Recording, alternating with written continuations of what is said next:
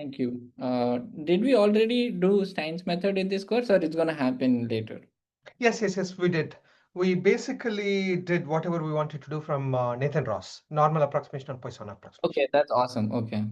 So you've already seen one way to prove central limit theorem using Stein's method. So this is yet another way to prove central limit theorem because Siva likes many proofs of the same theorem. Right. So let's maybe just start by writing out the central limit theorem, the Berry-Essien theorem, and then let's after that I'll write down what we want to prove today. So we have a sequence of IID, random variables, right, their mean 0, the variance is sigma square, and then the third moment is finite. Then what we can show is that the Kolmogorov distance between this is less than 0, where phi x is the I guess we can do a CDF of Gaussian, so normal 0 sigma square, and then Fnx is the CDF of the partial sums scaled appropriately. Right, so this is the well-known Berry-Essien theorem.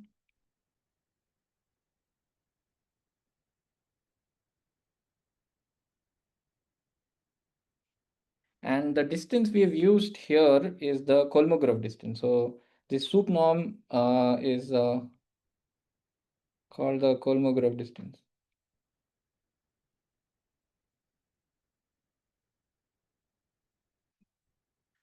Okay, so I mean this we are not going to prove this, but something similar. This actually proves central limit theorem, right? This theorem. So it tells you that these partial sums. So this would essentially imply these would converge in distribution to a Gaussian. But moreover, just even more than the convergence in distribution, we also get the rate of convergence in the Kolmogorov distance sense, which is 1 over square root of n. So today we also want to prove rate of convergence, but in a different sense and using a different approach. So today's main idea is that we know that Gaussian is random, but it's the most random variable that you can, most random distribution that you can think of. What I mean by that is that it's the distribution which has the maximum entropy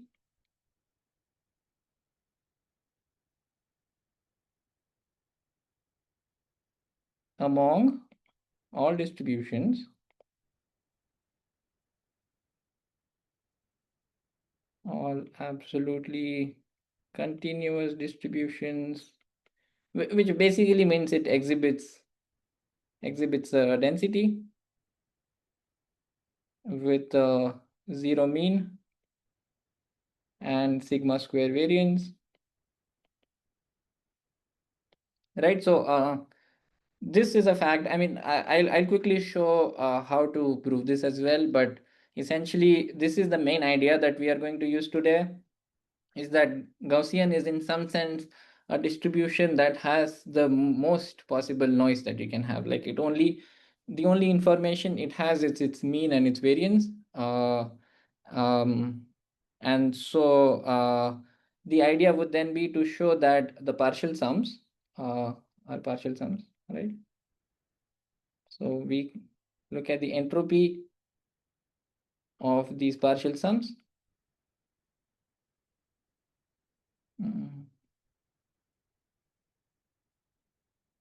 And show that it increases to the maximum possible value.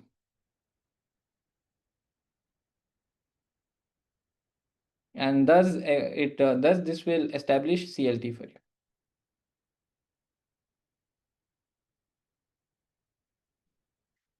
Okay, so this is the main idea. And so let me formalize a little bit what I mean by entropy. Entropy is just defined in the usual sense.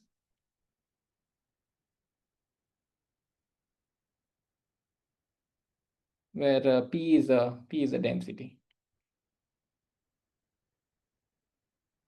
Okay. So the top line, what is it essentially means is that Gaussian is the unique solution of this optimization problem. Max HP such that max over P.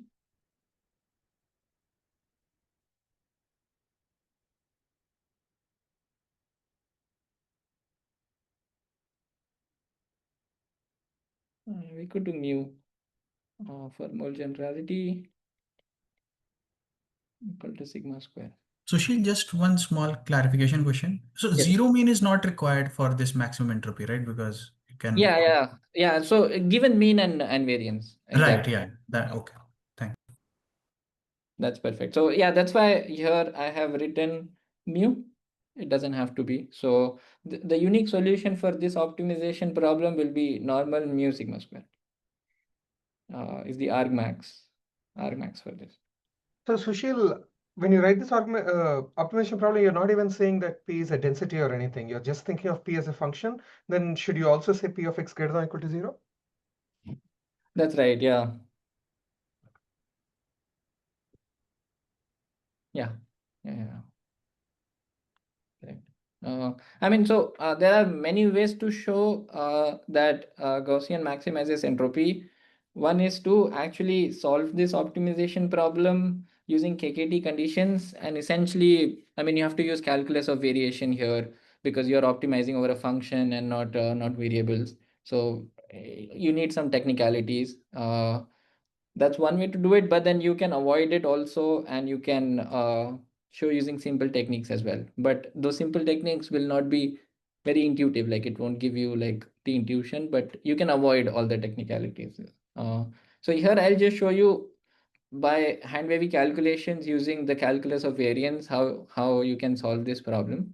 I mean, you can formalize this or use other methods if you don't like so much technicalities. So we would just as usual, we'll write the Lagrangian for this.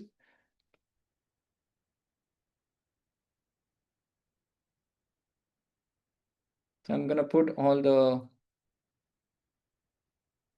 constraints except the greater than equal to constraint in the exponent.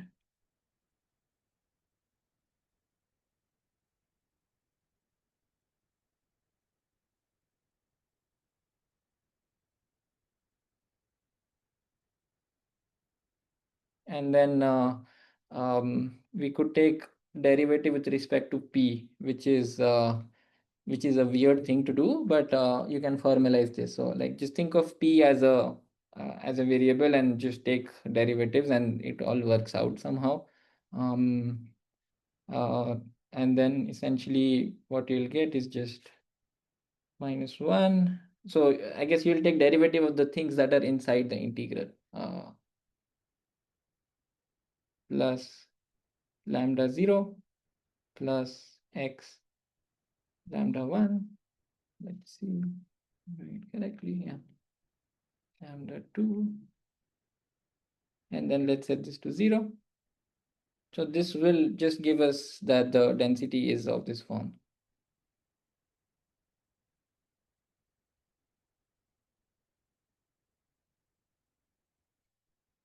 Right, because log px, everything on the other side, we put it to the exponent.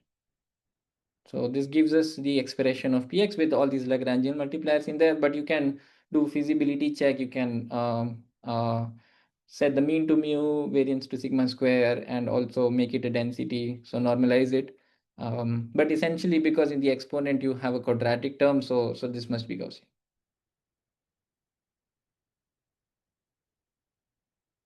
After doing all the feasibilities. How did you do this derivative? I know there is formalism, but you're trying to do it intuitively, right? I'm still need to see. The way you do it intuitively is ignore the integrals. Oh, you ignore the integral. Interesting. Take the derivative of the things that are inside. I see. Okay. I mean, there are x also floating around. You think of them as constants. Okay. So correct. X you think of as constants. That's fine. Yeah. And then Include the integral.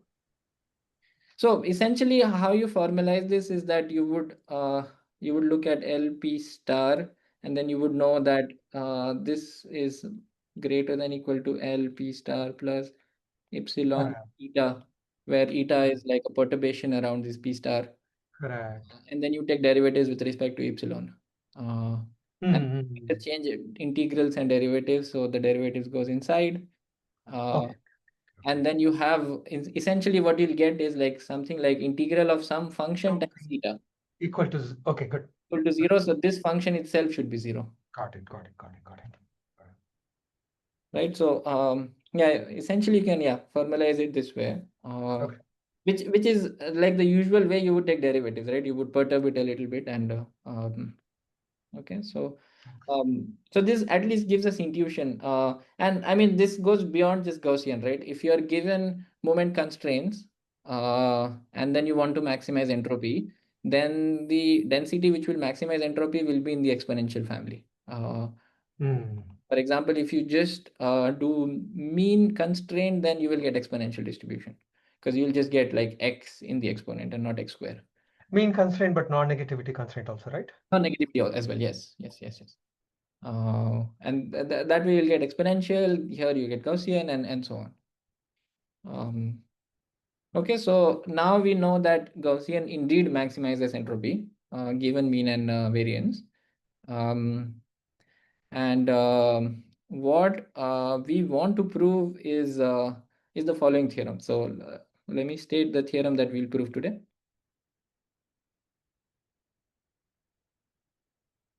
So if y1 has a finite Poincare constant, which I'll define soon, then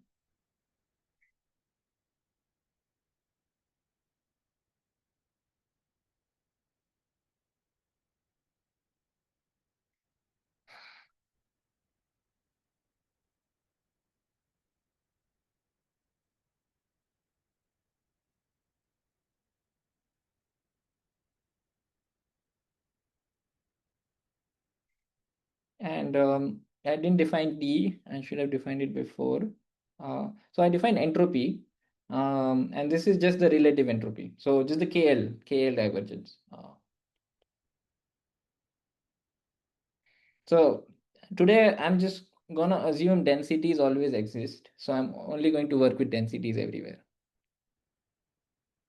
Okay, so this is our KL divergence. I think assuming Poincare constant is implicitly assuming density exists, I think, right? I remember. I don't think so. No, I don't think so. I mean, you don't need to have density, right? You could even have discrete variables and have a finite Poincare constant. Well, you haven't defined Poincare constant yet. Yes. So let's do that maybe. Okay. So Poincare constant is defined as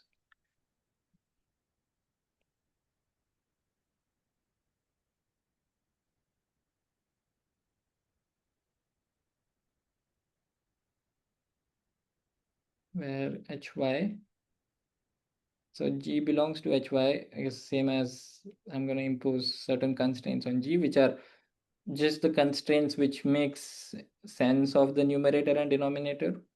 So just some regularity condition. Okay, so just to gain some intuition on what the Poincare constant means.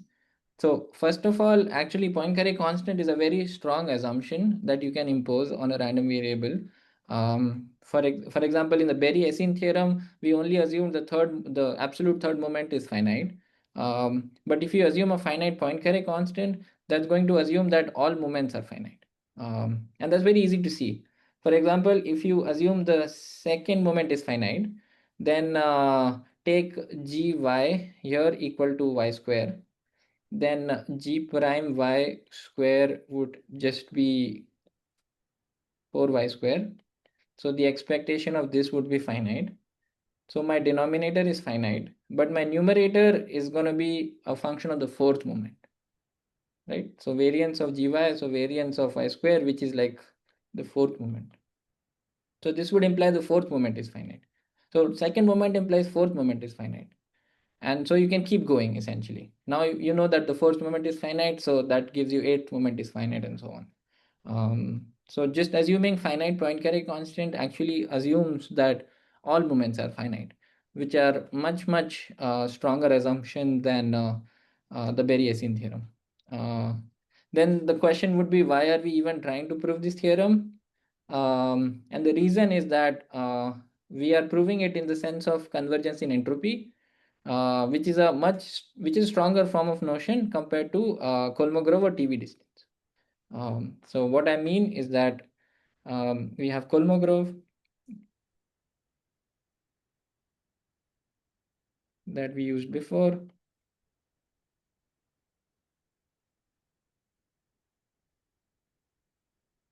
And then we have a TV,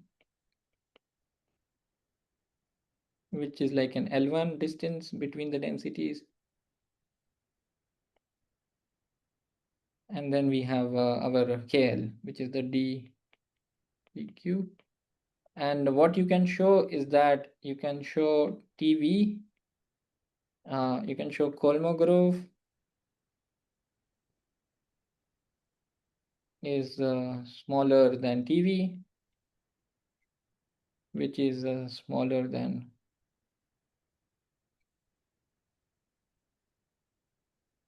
the KL. And this is the Pinskers inequality.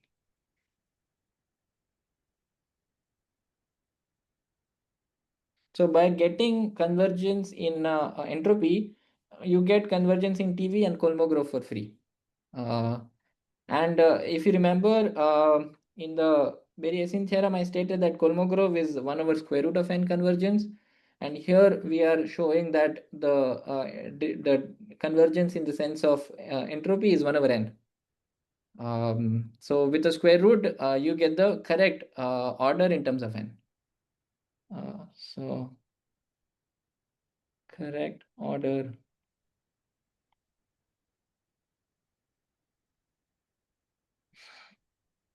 But then we have a stronger assumptions on y. Right? So you lose something, you gain something.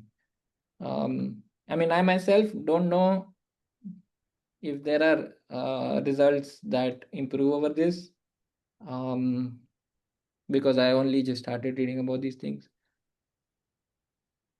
But maybe, yes. What is hy? Like, is it a class of functions that Yes, makes...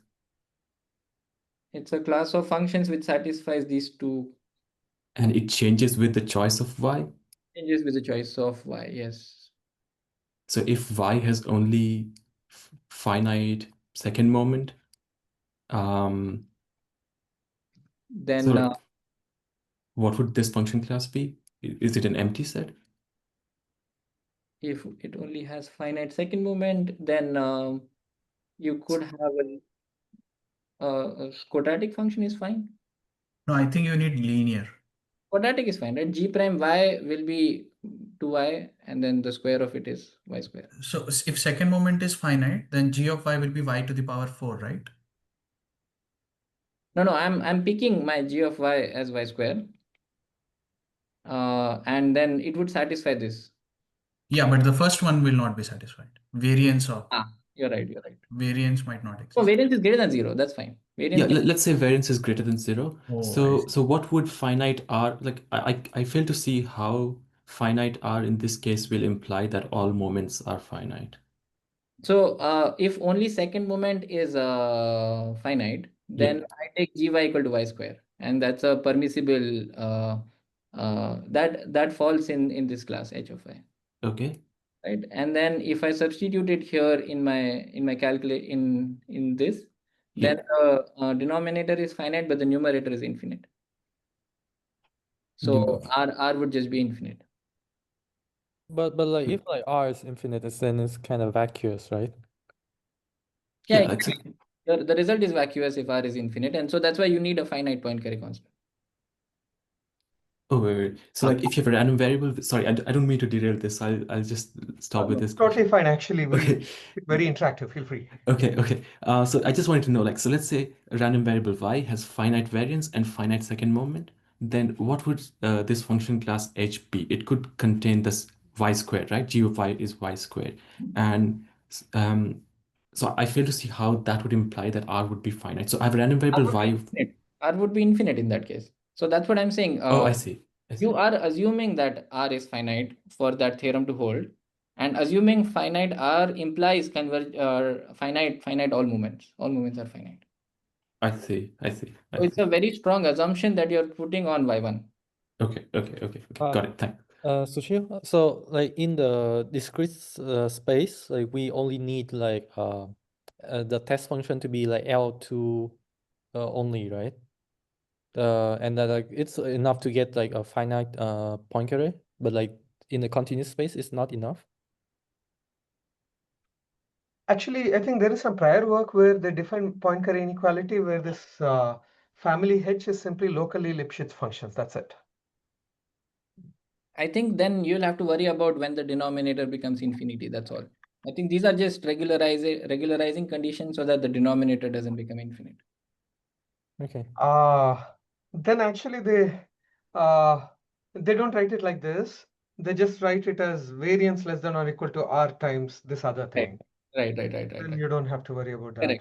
Correct. So actually, I'm very confused about this because I never realized that Poincare is assuming all the moments. I think No, not assuming implies. Poincare would imply all moments. that's what imply. I think that's happening only because of your choice of H. If your H was a different set like locally Lipschitz, then Poincare would not imply all moments. I mean, Poincare would imply light tail, right? Exponentially light tail. Right. Which is same as all moments are finite. Right. That is also true. Yes. Okay. So these are just concentration basically. It's a Correct. Okay. So I think that's standard, right? I mean, you need Poincare would imply light tail concentrations. I'm very confused because there are many CLT results where people. So in Stein's method, when you use Stein's method to get CLT, you don't prove Beriesin as you stated it. We end up with the fourth moment also. Right. And then there's a line of work where people try to remove that fourth moment and all these extraneous things, and then they end up assuming Poincare. I see.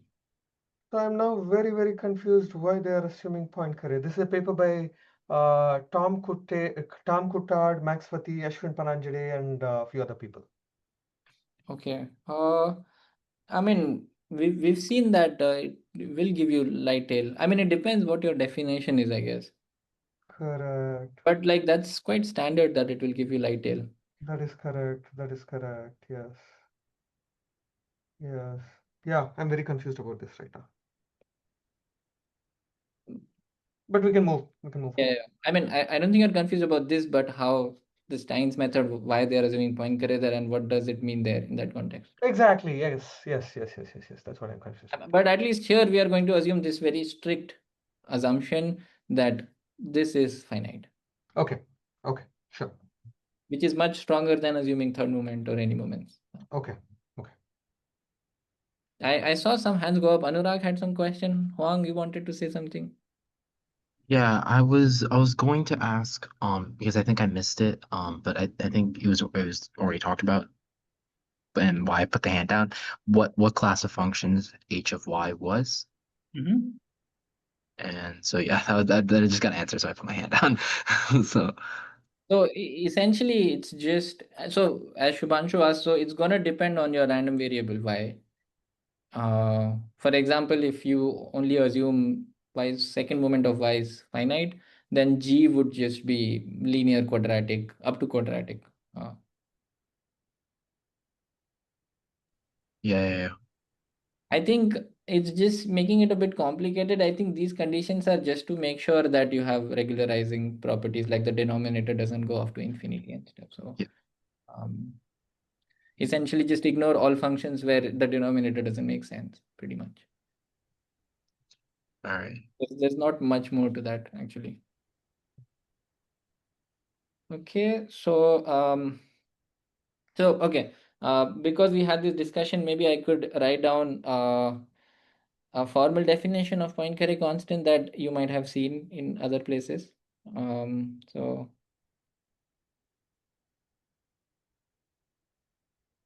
just to kind of let it marinate a little bit.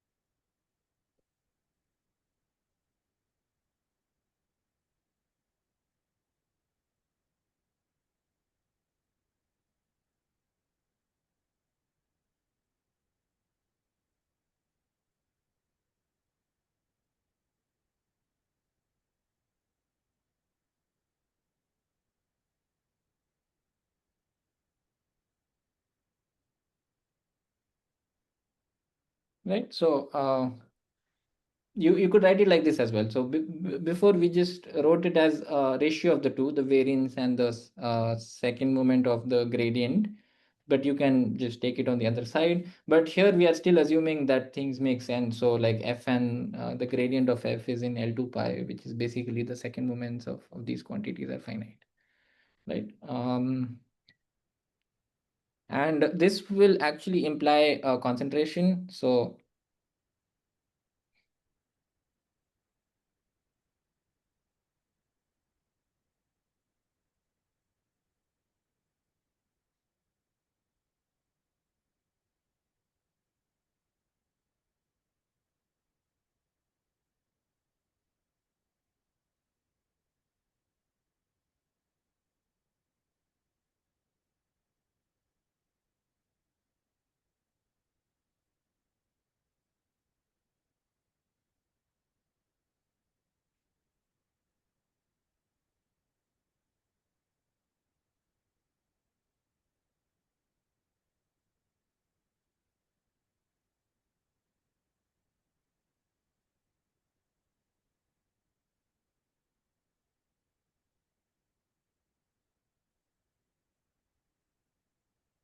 right, so what it means is that in this space omega, if we, so just think of it as a real line. If we take a set which has measure more than half, and if we increase the set by a little bit, so if we just take a real line, then just an interval, and then if you add epsilon to that interval, then the measure of that expanded set is gonna converge to one exponentially fast. So this will give you like on a real line, for example, this will just give you exponential tails, right? So with this definition also you would get concentration, and concentration would indeed imply finite moments.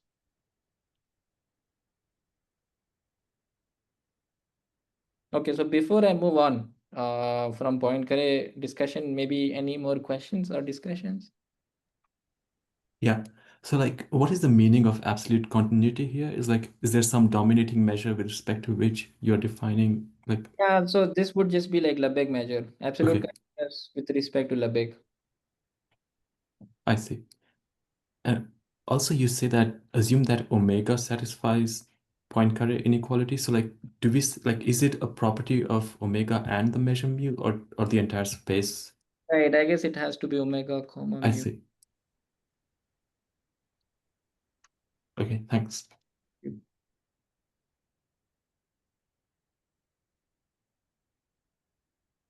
Okay, so just to give some idea on what Poincare means as such, it's going to show up very, very late in the talk again when we do some proofs, right?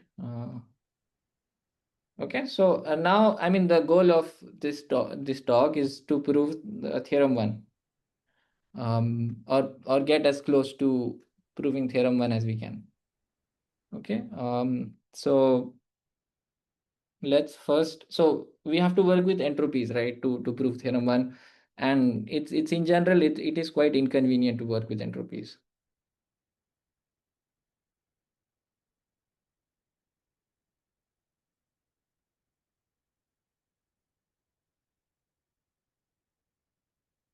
So the main idea is to work with something called Fisher information.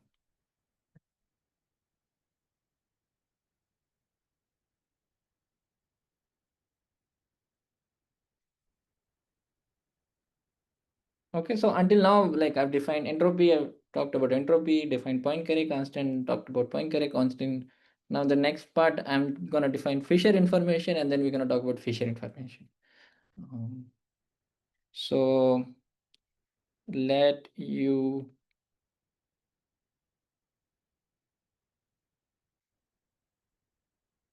I'm using a different notation here because we're going to look at Fisher information of the partial sums and not y itself. So that's why I'm using UV here and not y.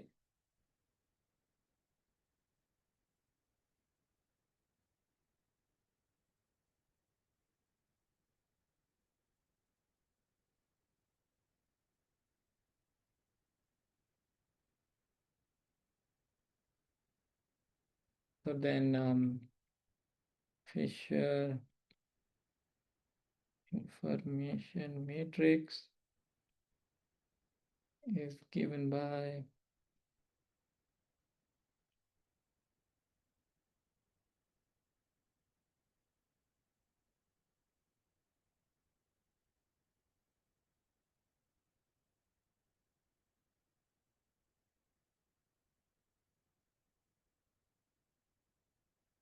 I mean it should be like PU theta, but I'm just not writing theta there.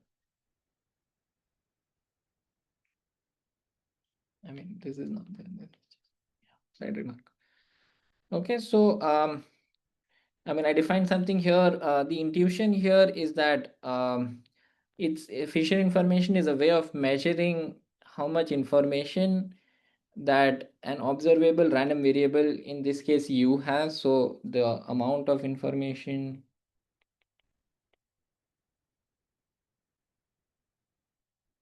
U has about the parameter theta.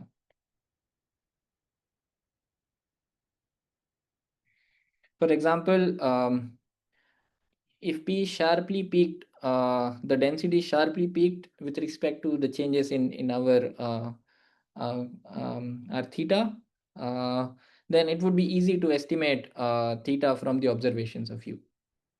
Like if we see certain U's, then we would know that this is the theta that we are working with. So Fisher information somehow captures all that information.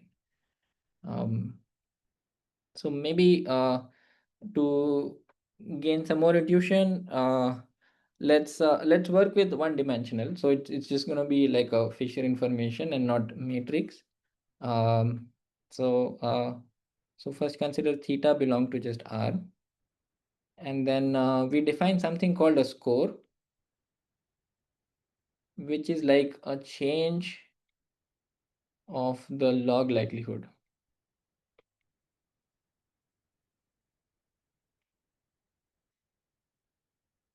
With respect to theta. So essentially, I'm going to use rho here, will be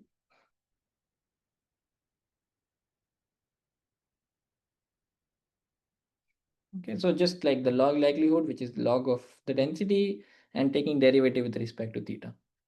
And our Fisher information is like you can observe, it's just defined as the variance of the log likelihood, which is just U squared.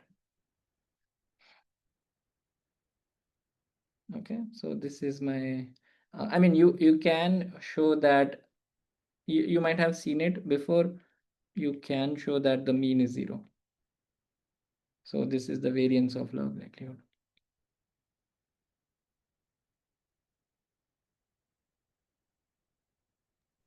So this JU is a matrix, right? So should be J is a covariance, matrix, just to but make. yeah, now I'm Oh, theta belongs to R. Okay, sorry. just for some. Actually, in this whole talk, we're gonna focus on just theta belongs to R. Theta will actually never show up in after a few minutes. Okay. So your theta is going to be just same as U? Yes, essentially. Okay, good. So then if there is no theta, the way I like to think of score is in terms of this Gibbs distribution. So if I have a function f, then I can define e power minus integral of f as a Gibbs distribution, right? With appropriate normalization. So in fact, if I use this f in the Langevin dynamics, I'll get this guy e power minus integral f as the stationary distribution. So the score function is simply f basically for this Gibbs. Correct. And you're saying the Fisher information is simply expectation of f square. Uh-huh. Okay. So for Gaussian, f is what? X, I guess, or Yeah. x or x over 2. So Fisher information is 0? Fisher information. Oh, expectation of x squared, sorry, 1. Yes, 1. Correct. Okay, I see. Nice. You've gone a few pages ahead, but that's Oh, okay. but I think the formal definition is with respect to theta, and then you can do some stuff to kind of so okay, maybe let me just mention that right. So in our setting, what we're going to do is we'll consider the special case of p x theta equal to h x minus theta, where h is a fixed function. So it's like I have a density and I'm moving it around. And then we can see that, I mean, the score function should be defined with derivative with respect to theta, but we have this. And so here my score function, my Fisher information is just going to be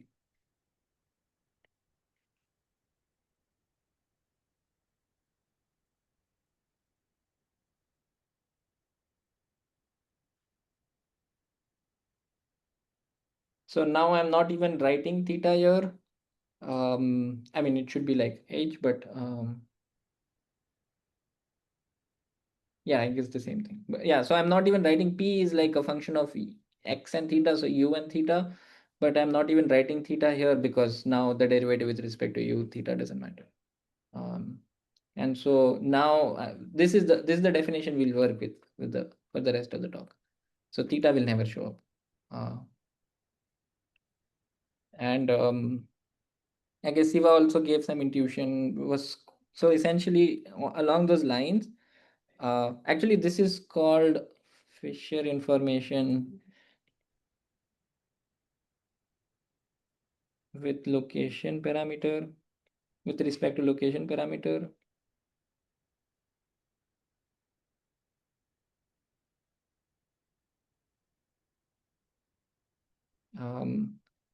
And there seems to be a rich literature on Fisher information out there, where you can view the space of probability measures as a Riemannian manifold, and then the Fisher information somehow becomes a metric in that space. So there's a lot of interesting literature which I don't quite fully understand. So I'm not gonna. Not a metric, right? It's that metric tensor of the Riemannian manifold or whatever, right? Right. Yeah, because it's a matrix. I guess. Correct, exactly, yeah. Yeah. So yeah, I think there's a lot of interesting stuff out there. I don't fully understand it. What I understand, I'm going to talk about. But if you have any thoughts, you can always interrupt and talk about it.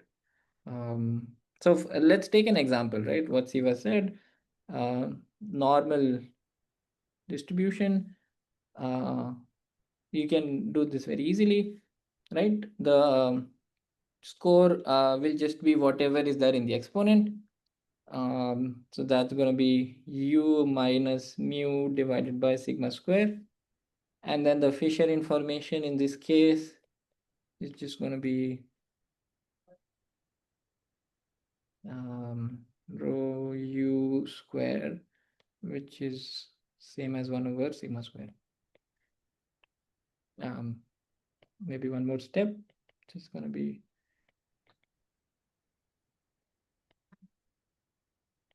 and this is 1 over sigma square, right? And then some more things to see is that this is linear, so score is linear if and only if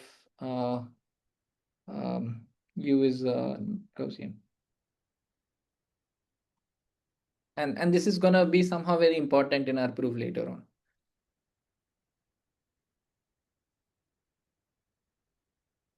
Because you can see if the score is linear, then of course it has to be of the form e power minus a quadratic, and e power minus quadratic is Gaussian. So this is going to be important later on in the proof.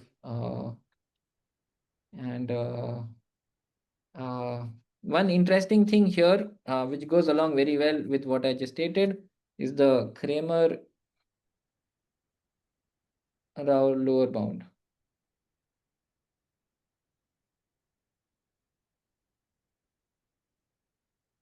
So essentially, U with mean mu variance sigma square and differentiable density, because then you need to talk about Fisher information, so you need to have a differentiable density.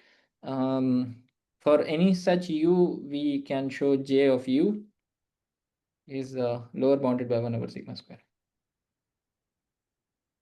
So what does this mean? This means that Gaussian minimizes Fisher information.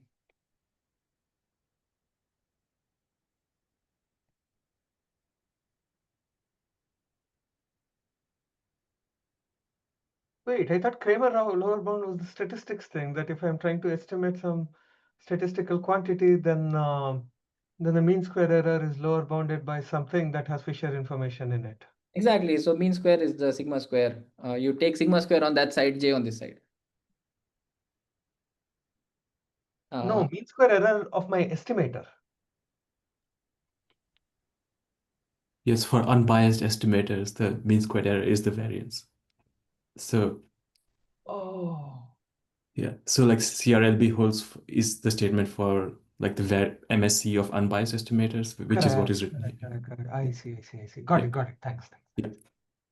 Thank you.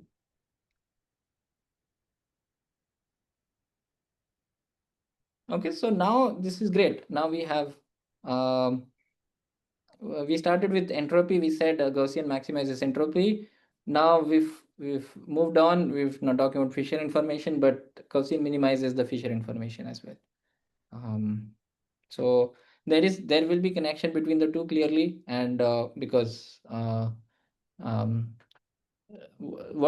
proof will go like this, that we'll first get a handle on the Fisher information, and then we'll make a jump to the entropy. Okay, so but before that, let's actually talk about the proof for this, the lower bound, because this will lead us to some connections to Stein's method as well.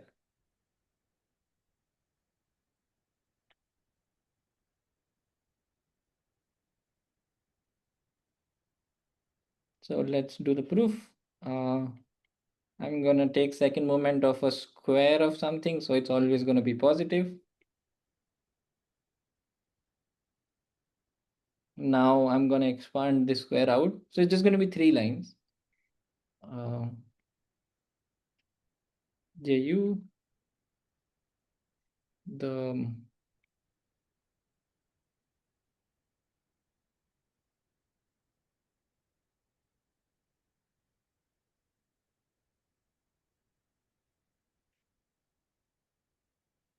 square by sigma power 4. So why Ju? Because the first term is just the rho U square, which is our Fisher information. This is the mix, the cross term, and then this is just the second term, the square of the second term. The square of the second term is easy because the exponent is just the variance, right? So we can easily write that. And then what we are left with is this second term.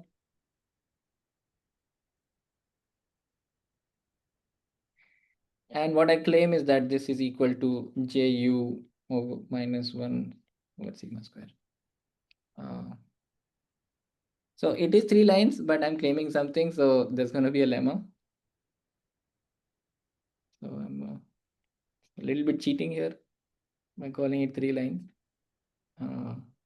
Okay, that F and P be continuously differentiable. We have all the nice. Okay, I'll use X here. I don't know why I'm using X. Sushil, the third term we can use AMGM inequality, right? And then It's that, an equality though. sorry? Oh, that's a equality you're saying. Oh, I see. And I think that will not give us the correct thing, I believe, because you need a negative sign here. That That's will right. bother. Yeah. You will actually just use integration by parts here. I see. Okay. And that's what the next lemma is about. I see. Okay. And as I said, integration by parts, you can see connections to Stein's methods already.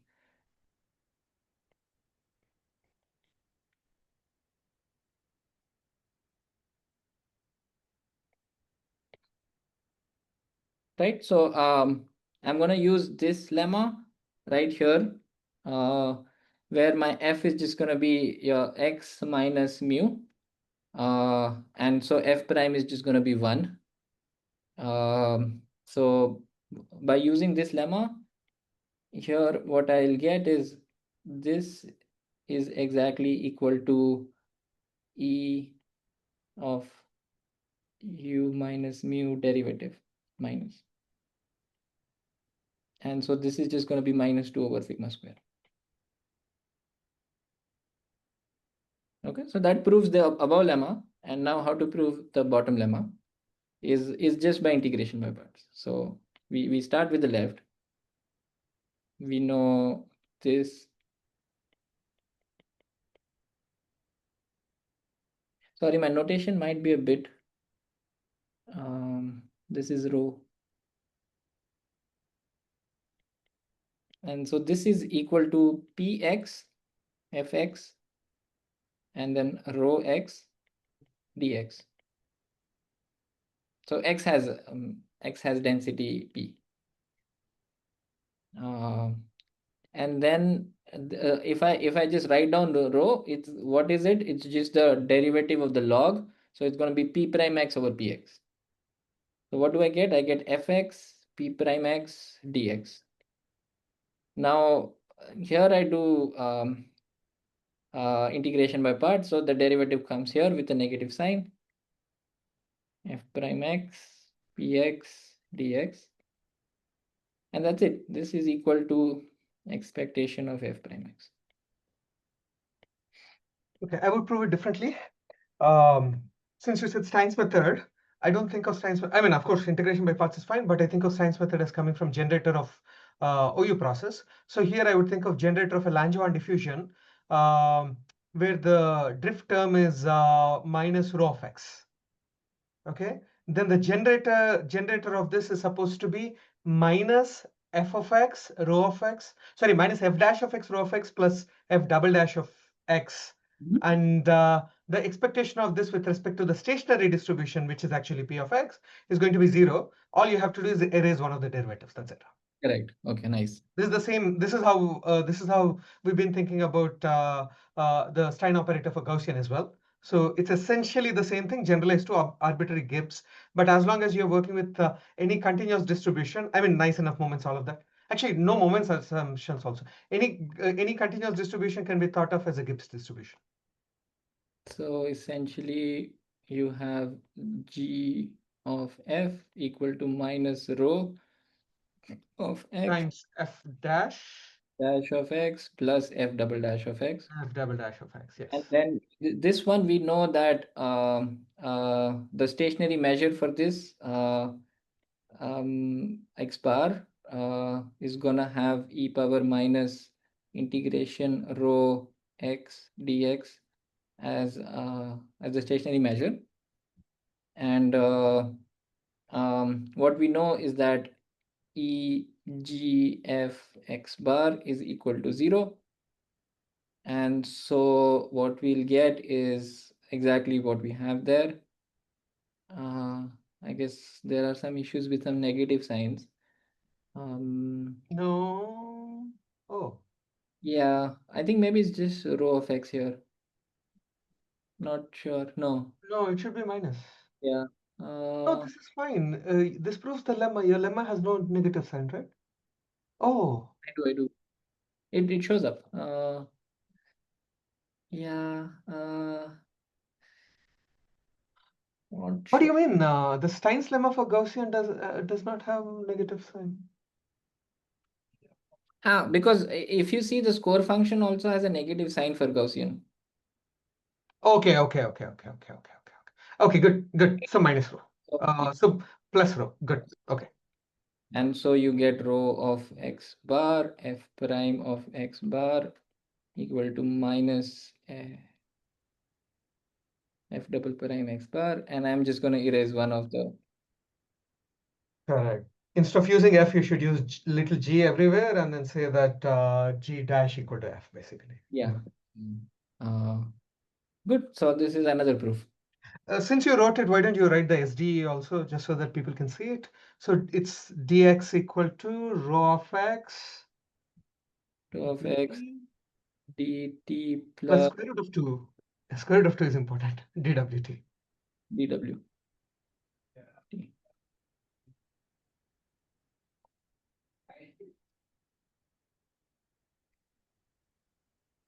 Okay, so this is way to prove this, and then this one is this way to prove this. I guess you don't need to know. It's fine. Yeah.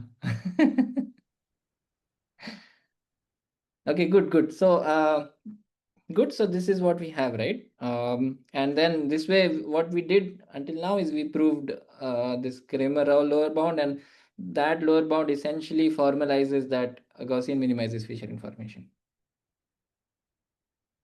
But I actually want to talk a little bit more about connections to Stein's method a little bit more. So in Stein's method, what did we do? We said that Z is normal 0, 1 if and only if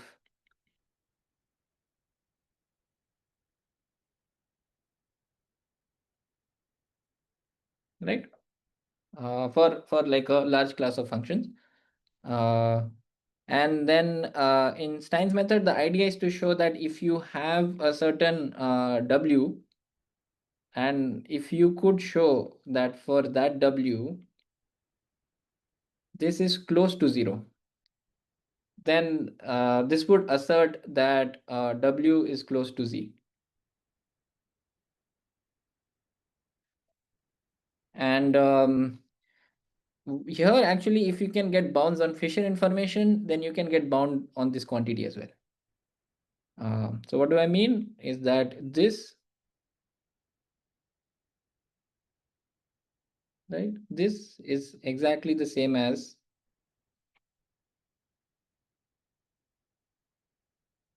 because of the lemma that we stated just above, because you can replace the derivative with the score function. And now I'm going to use Cauchy-Schwarz. So Shan mentioned AMGM. We'll use something like AMGM.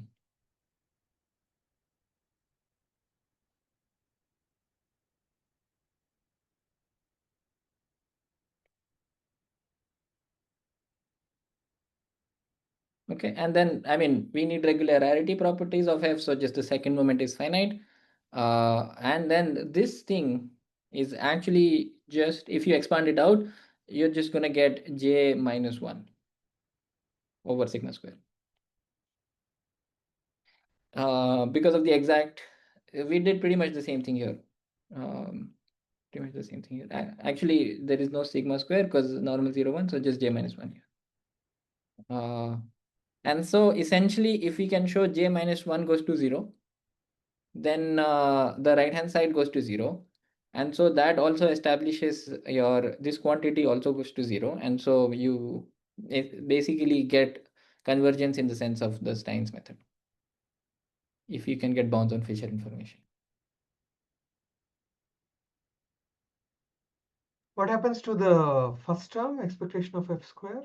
I mean, you need regularity conditions on f, right? Um, Correct. I thought we assumed the first derivative, second derivative are bounded. Do we also assume that f itself is bounded? Anybody remember the Stein's? It's not bounded, but just the second moment is finite. Yeah, okay.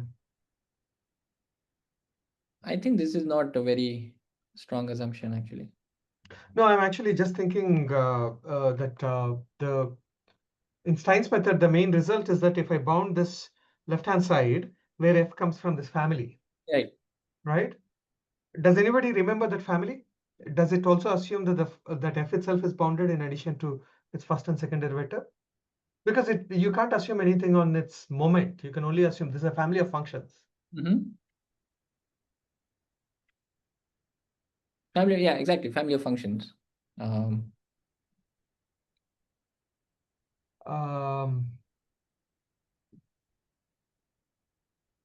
Basically, if that works, if you can bound the first term, then you actually get a Wasserstein bound in terms of your Fisher information. Yes. Oh, so that's actually true. Wasserstein is less than or equal to square root of j minus 1.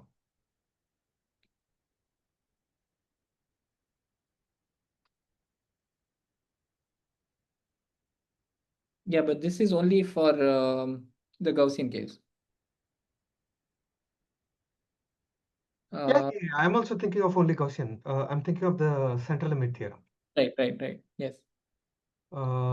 Yeah. So if I can share my screen, what I'm referring to is the following. Which one am I sharing? Okay, good.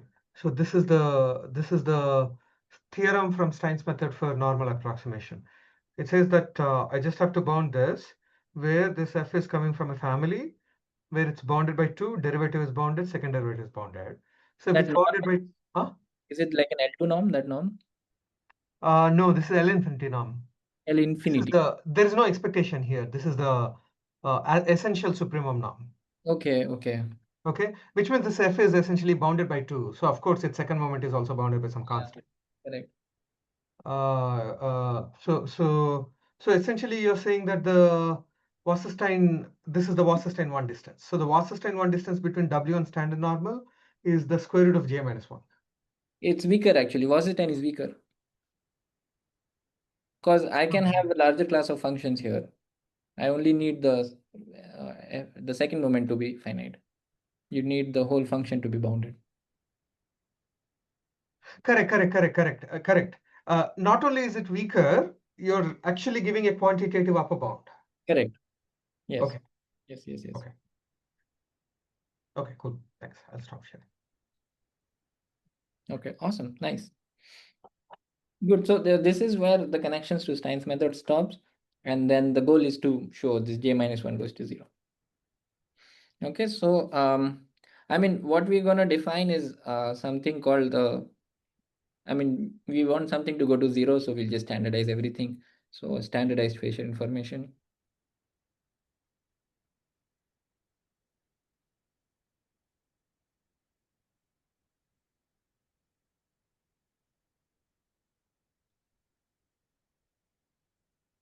Right, so that's just going to be sigma square minus 1.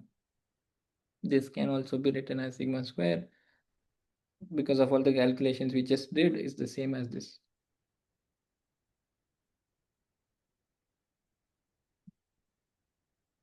Okay. And this is what we're going to work with. Essentially, we want to show that JST goes to 0. What I mean exactly is that, okay, so let me write down the steps of the proof, right? Steps of the proof of theorem 1. Good. So what I'll do is I'll write down the steps of the proof, then we can take a break. And then the second half will just be the proof. So it's going to be a bit more dry than the first half.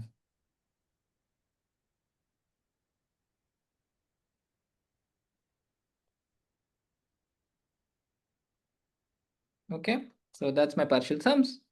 And then the steps would be step 1 is to show that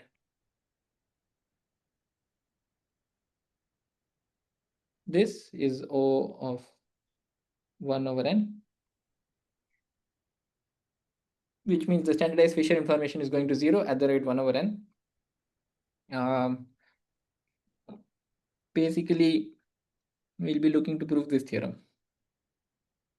So I guess same thing, un is this, where ey1 is 0, ey1 square is 1, y1 has, so here we are assuming it has absolutely continuous density. Before we did not assume that, but here we are assuming this. Because we need to assume, otherwise how do you even define Fisher information? And then we assume finite restricted Poincare constant, which I'll define soon.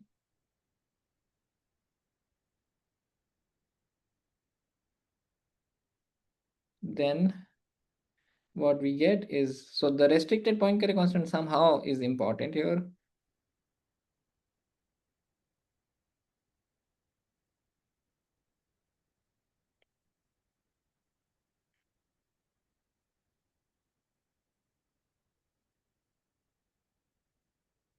And this, I mean, all this stuff, a lot of this stuff is from this paper by Oliver Johnson. I wrote it in the abstract when I sent it. Like Barron did a lot of work on this in 80s and 90s and 2000s, and then Oliver Johnson has a book also called Information Theory for Central Limit Theorem, where essentially they prove all of this. It's a little bit hard to read. They try to give a lot of intuition, but somehow lost a lot of rigor while doing that. So it's a little bit hard to read, but it gives you some intuition. They make connections to like second law of thermodynamics as well, because like maximum entropy, so you have second law of thermodynamics. Yeah, and then they make also connections to Fisher information convergence can be thought of as proving certain Poincare constants for certain operators, and like essentially in the Gaussian case, that operator becomes such an operator which has Hermite polynomials as its eigenfunctions and corresponding eigenvalues. So like there are all these connections to Hermite polynomials and all that. I mean, has to be right Gaussian. So they That can just be, so the operator is just the generator of the OU process for Gaussian? No, here the operator is actually, so the Fisher information for example, for this can be thought of as or just the Fisher information can be thought of as no, sorry, this can be thought of as rho of this can be thought of as m rho of y1. So m is certain operator, and the Fisher information can then be thought of as m rho y1 m rho y1, and then you look at the adjoint operator of this. So then essentially you get something like, and you want to compare this with the Fisher information of y1, so you look at something like this. And so this is like proving Poincare constant for this operator.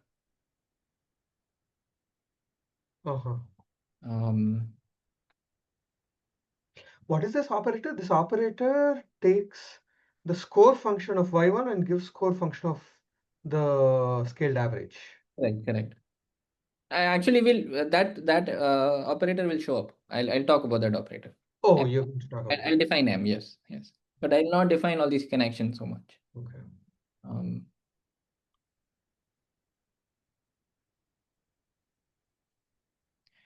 Okay, so here, I mean, this is the theorem we will be proving, but I didn't define what a restricted Poincare constant is, so let me do that.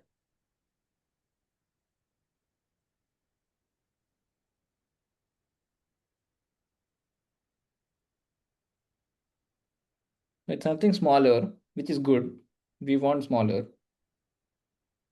The only difference is going to be is that the class of functions that we are going to use is going to be a smaller class of functions.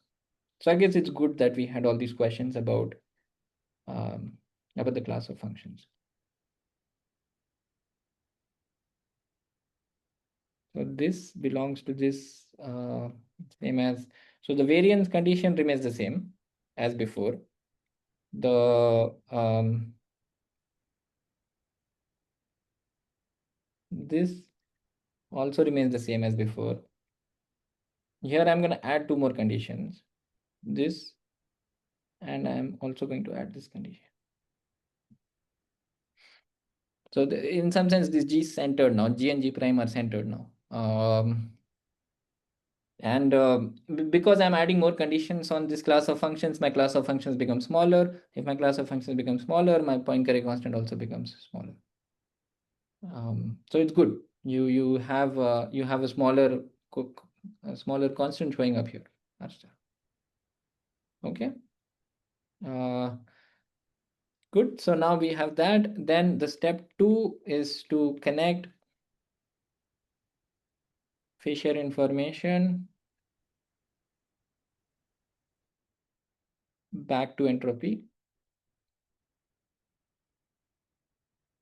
And here we are going to use this result from 1980s, de Bruijn's identity. This is lemma 1 in Barron, 1986. And then this identity essentially says that so this is only with Gaussian, right?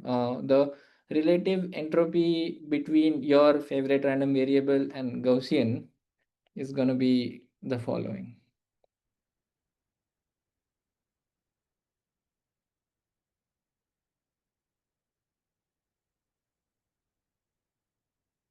Where Z is my Gaussian with the same mean as X and the same variance as X. And independent of X. So in some sense, this is like a fundamental theorem of calculus, something like that. Because you have you're interpolating between like Gaussian and your X essentially in here. Shubhanshu, if you have any more intuition for this?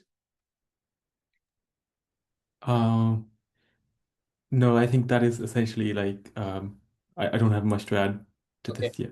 Yeah. Like in the proof, what is somehow important is that the Gaussian satisfies the heat equation. And so we can go from like time derivatives to space derivatives. And that somehow plays a important role here. Yeah, I guess I don't have a lot of intuition on this one, but this gives you like a way to go from essentially Fisher information to entropy. And one good thing here is now that even if X is not absolutely continuous, convolution with a Gaussian is going to make it absolutely continuous. So in the original theorem, we don't have to assume X to be absolutely continuous in the entropy theorem. But here in the Fisher information, we can assume. And this is gonna give you the original result actually. By using this, you get that, which I'm not gonna show. But you use this theorem to go from Fisher information to entropy. So these are the two steps basically, and the first step is what we are going to expand upon. So now the goal would be to prove theorem 5 actually, instead of proving theorem 1, because theorem 5 would imply theorem 1. Okay, so for the rest of the time, we'll prove theorem 5. Any questions, maybe?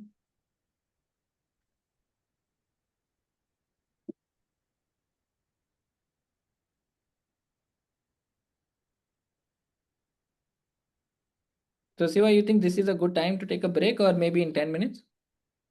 What do you like? Okay. Maybe let me just state a few more results, simple results on Fisher information, because we are only going to focus on Fisher information now. So let's get into all the details of the properties of Fisher information. And we'll use all those properties to bound these. To basically all we are going to do is we are going to relate the Fisher information. Sorry, can I say something? Yes. I think maybe this step 2 thing is simply, you said something about heat equation. Heat equation is essentially related to OU process, right? The evolution of the PDF of OU process is described by the heat equation. So essentially, I think left-hand side, you're looking at, let's say I start OU process with this distribution X. Of course, it's going to go to Gaussian, and then I don't know why this is denominator t, but I can write any function as integral of its derivative. I think this Fisher information is somehow like the derivative of KL also, right? There is something like that. And then I think the thing inside the bracket for your Fisher information is simply the distribution at some at time t. So this is solution of OU process. Again, I don't know why you have t. It's supposed to be e power t. This is solution of OU process in terms of e power t. Maybe you're just doing change of variable from e power t to t. Maybe that's why instead of 0 to infinity, you're ending up with 0 to 1. And then maybe that's why this t shows up in the denominator somehow in that process. You could write it down as 0 to infinity as well. Okay. And it's exactly change of variables to get this. Do you still have the t in the denominator? That is what is bothering me. I actually don't remember. Okay. But maybe I'll check in the break and then get back. Right? Okay.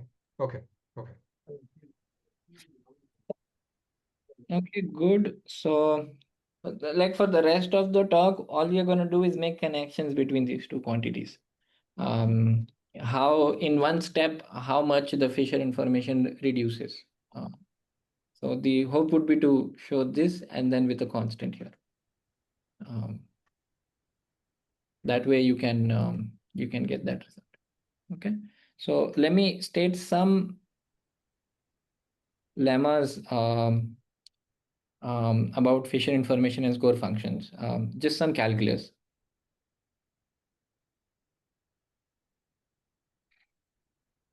So we consider a random variable u, and then we just consider a constant a.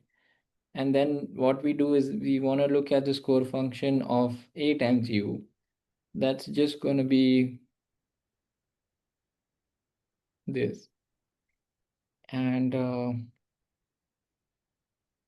j of au is ju of a square.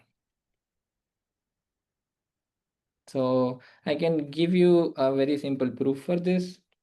So let's start by writing the CDF of AU. So that is AU less than equal to X, which is same as, and this is same as PU X over A. So now we got the relations of the CDF. Now we take derivatives to get relations of the PDF. So a small p AUX would just be the derivative of that. By chain rule, we get 1 over A here. And then we take derivative once more because we want score function. So this is going to be 1 over A square. And then that's it. Then we have the score function is going to be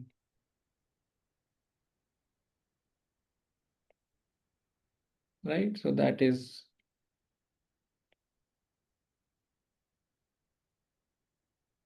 and then just 1 over A remains, and that gives you score function of u and X over A times 1 over A. So just some calculus.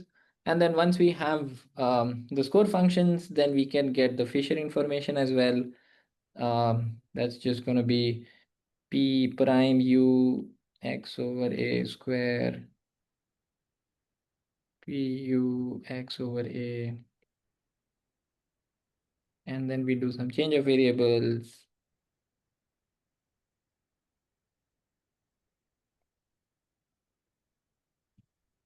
And this is exactly my score function of u divided by s. So just a lot of calculus. You start with CDS and then you keep taking derivative. Okay, so just showing it again, these two simple properties. And one more property that we are going to be using in our proof. This is where that operator shows up. So W be U plus V, where U and V are IID. Then we want the score function of W, and that is same as the score function of U, expectation on W. So that M operator is essentially this conditional expectation.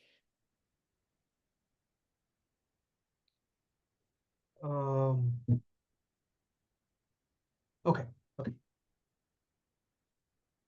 Okay, so let's do the proof for this one, because this one looks a bit more out there. So I'm going to write P, Q, and R. So these are my densities.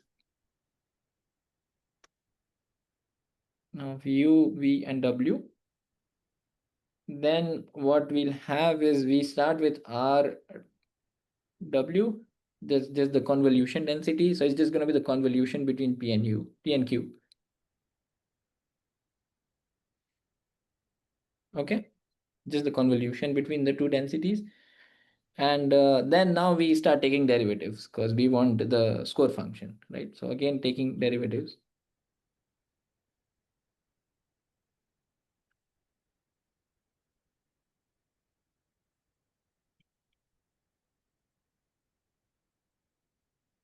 Okay, now we again use our trick that we can take this as a derivative with U instead of derivative with W.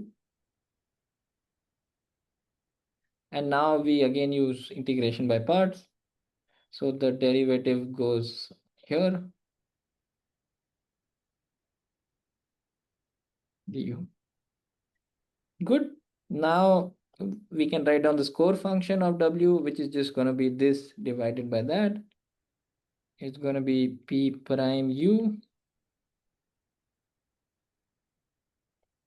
divided by RW du, same as P prime U.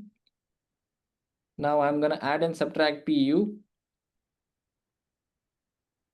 because now you'll start seeing the conditional expectation density show up. And this is exactly my expected, P U condition on W equal to W.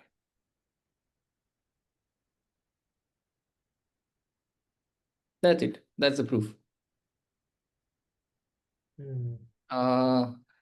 This in some sense is your conditional density.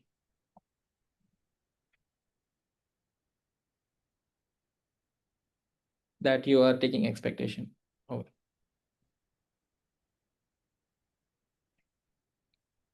Okay. So this lemma is great because this gives you a starting point in some sense, right? Because now you have a way to relate the score function of U with the score function of U plus V, which is same as like score function of Y and Y1 plus Y2. And then the previous lemma gives you relation between score function of Y1 plus Y2 and Y1 plus Y2 over square root of 2. So these two lemmas gives you in some sense a starting point to start analyzing the relation between the two Fisher informations. And I think this is a good place to stop for the break. So, but before that, maybe any quick thoughts, questions, comments?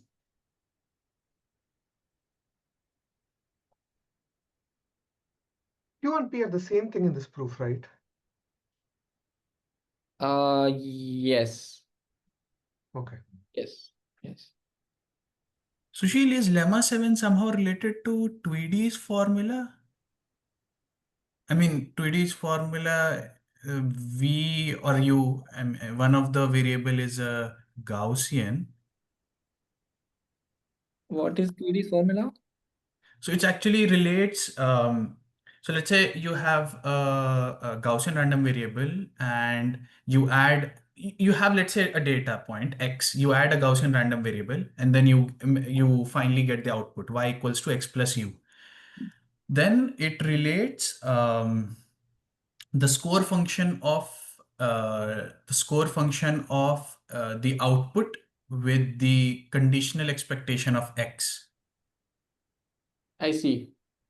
It's used very heavily in diffusion models, and this looks very similar to that, but I It does can't. actually. Maybe it actually simplifies in the case of Gaussian. Yeah, that's what I'm thinking. Yes, maybe. Okay. So this operator is actually very nice in the case of Gaussian if both U and V are Gaussian. Then Yeah, you then rho is just X, right? Rho of U is U. rho of U is U. Yes, rho of U is U. And then you have this density right here, the conditional density, but these are all exponentials.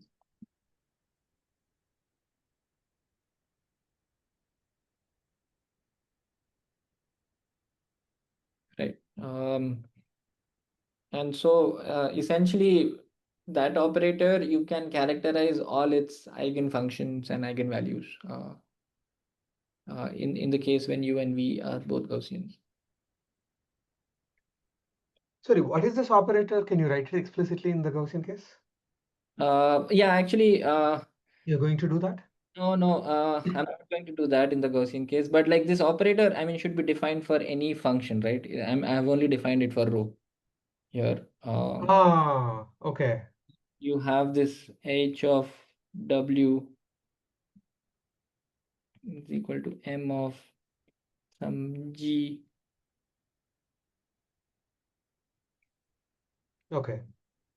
And then m is essentially The conditional expectation? conditional expectation, yeah. So it's going to be, this is same as just the g here, w equal to w. So this operator would depend on u essentially, right? M is depends on the density of u.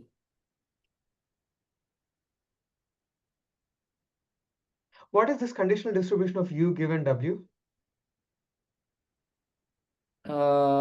It has this The density. Gaussian case, in the Gaussian case. Gaussian case. Yeah, I don't have it handy actually.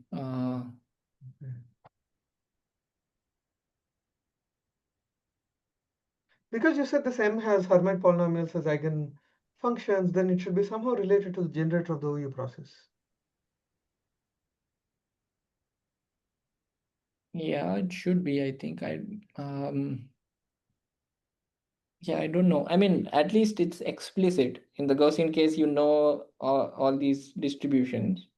You can write this down. So it's just taking integration with respect to this function, Correct. the Yeah. operator. And then what you can do is you can plug in Hermite polynomials in place of G, and you're just going to get those back with the constant. So those are eigenfunctions essentially. I see. Okay. I mean, the way I read it in the book is pretty dry. Like you can just plug in and check that those are the correct eigenfunctions. Looks like everything, all the presentation in the book is equally dry. Like there are all these connections to SDEs, operators, and so on that they're not presenting. I think Nathan Ross' paper was also kind of like that. There are, like, he doesn't talk about where the Stein operators come from, but there are other papers that talk about that. Right.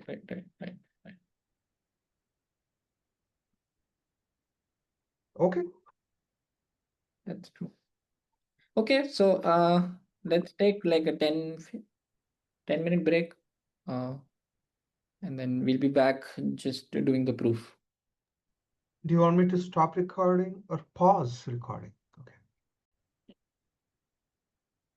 At least picking the last name is pretty convenient for your teams in your research group. The nuance and the Yes. Wongs. Okay, good. So what are we going to do? We will again make connect these two. Right. So just for some notational convenience, I mean I'll try to write everything, but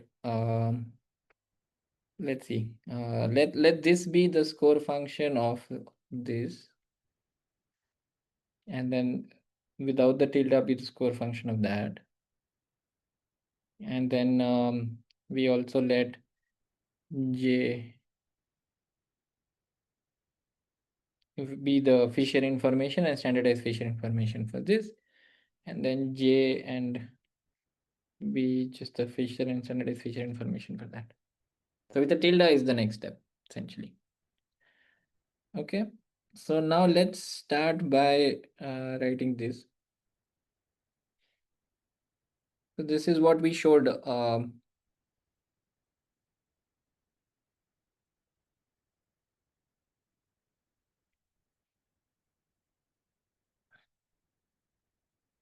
previously in a lemma. In the Kramer-Rao proof, we just opened this up. The first term will be the Fisher information, the square of the first term. The square of the second term is just going to be the variance, and then 1 over the variance. And actually here we are all going to assume y has a 0 mean and variance 1. Okay, and then the cross term will again have a negative value, but 1 over variance. So it's gonna basically come out to be j tilde minus 1. So that's same as the standardized Fisher information. This we did for the Kramer-Rao lower bound proof. So we start from there. And then what we do is we add and subtract something to this.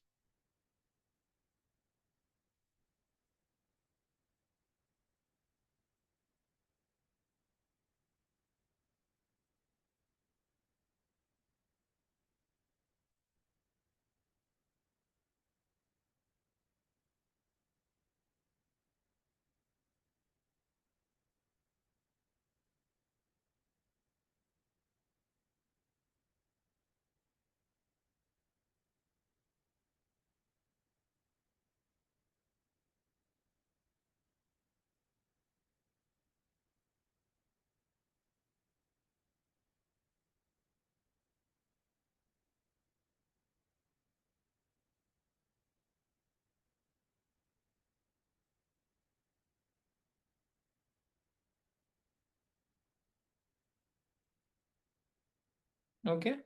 I mean, I added and subtracted a function g. I didn't tell you what g is. So g is just going to be the projection actually. So it's going to be projection of our score function.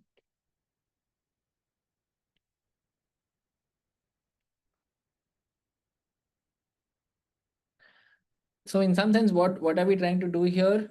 We are trying to approximate this score function rho tilde by linear functions, linear, so separable in y1 and y2. So in some sense, we have this space of functions which, and then we have this rho tilde which may not be, I mean, if it's a non-linear function, then it will not be in this space because you will have cross terms showing up, right? If rho tilde is a non-linear function, and then what we are trying to do is we are trying to approximate it with a function in this class. And this is an interesting step, right? Because previously, what did we see? We saw that the score function for Gaussian is linear, and that's only true for Gaussian. So if y1 plus y2 over square root of 2 is indeed linear, then this step is basically doing nothing for you. And the whole idea would be to lower bound the first term by something, because if you are not Gaussian, then the first term will be lower bounded. Okay, so I mean, we I have have all a question about your expansion step. That yeah. second term that you have, how did you get it? It's because of y1 and y2 are this copies IID. Or copy. So you again use another a plus b whole square formula. Yeah. What happened to the cross term there? I'm gonna assume this is 0. Ah, okay. Good. Not assume, but actually you can show that. You can show this is 0 because Oh, because your G is this thing. Okay. the expectation of score function is 0. So G y1 is equal to 0. Good. So this cross term goes away, and actually this cross term will also go away. So this is in some sense, yeah, this is easy to see. So let me just quickly write that down.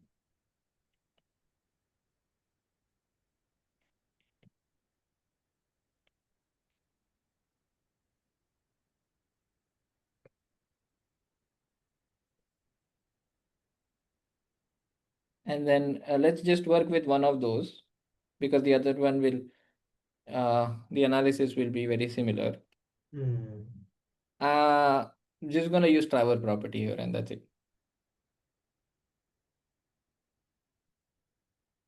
So let me do conditioning on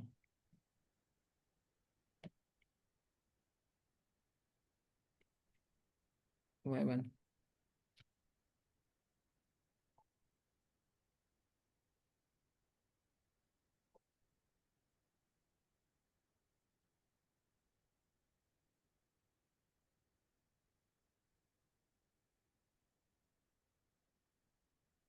Yes, I have to do.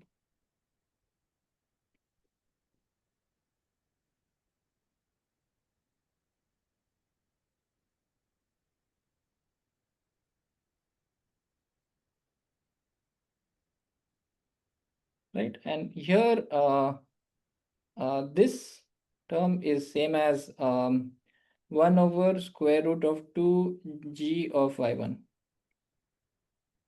just by my definition of g. So that's great. This will cancel off with this. So then what we are left with will just be a minus g of y2 times g of y1 plus y1 divided by square root of 2.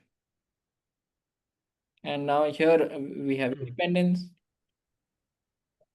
of and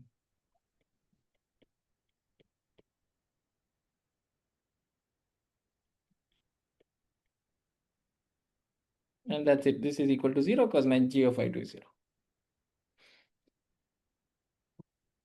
Right, so the cross term vanishes. I mean, this is same as if you're trying to minimize the mean square error. So trying to do.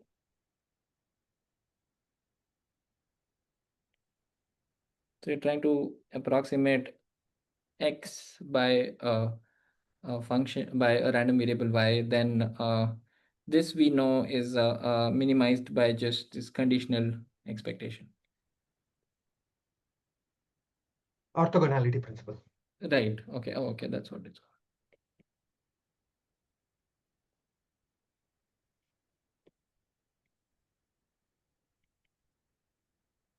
So essentially, that's all we did here, actually.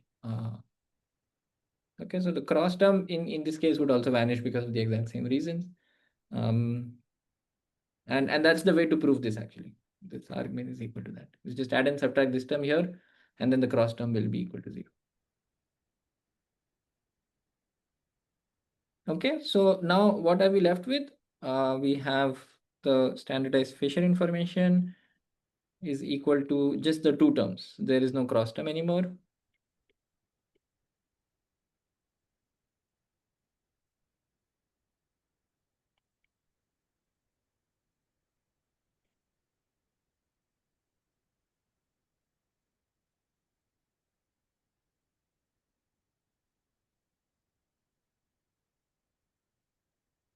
Okay, good. So let's call this one.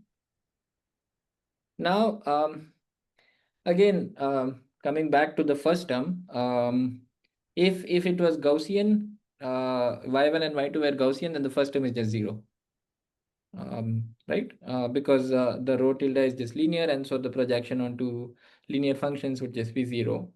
I mean, it will be exact. The projection will be exact. So more generally, you can actually just lower bound this using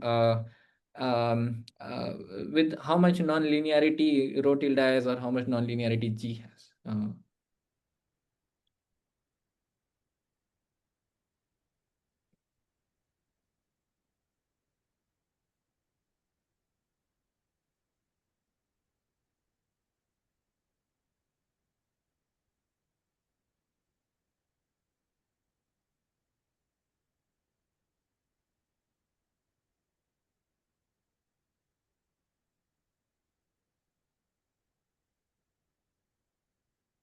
So I'm going to subtract a linear term from G.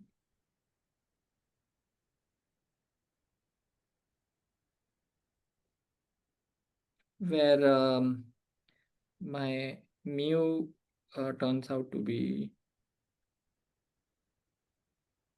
just that, right? Makes sense. If you wanna subtract is like first order Taylor series. I'm subtracting first order Taylor series. So the 0th order term, the expectation is just 0, and then the first order term is just expectation of G prime times y1. So I'm subtracting those two, and then the remaining shows up in the lower bound.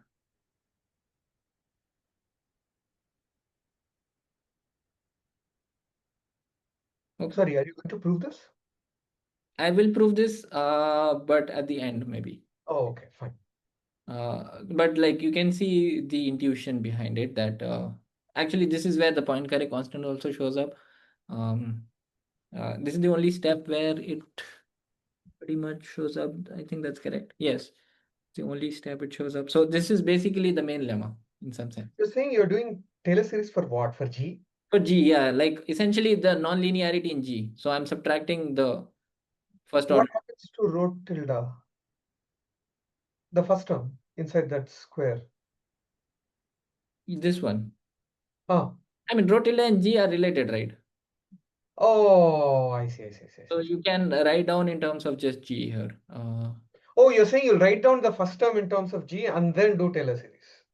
No. The proof is not Taylor series, but I was just giving intuition as to this term. This term is like you have subtracted the constant and the first order term. Okay. And then whatever is left is like beyond the first order. So all the nonlinear terms. But yeah, the proof doesn't follow that way. Got it. Thanks. Good. And then we'll prove this at the end. But let's keep on going, knowing this lemma. So now the standardized feature information is now lower bounded by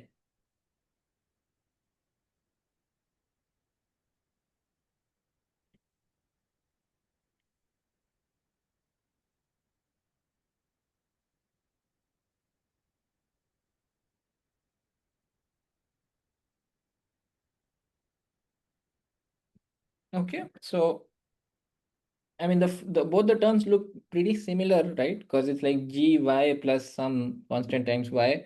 So let's make the first term also the same as the second term.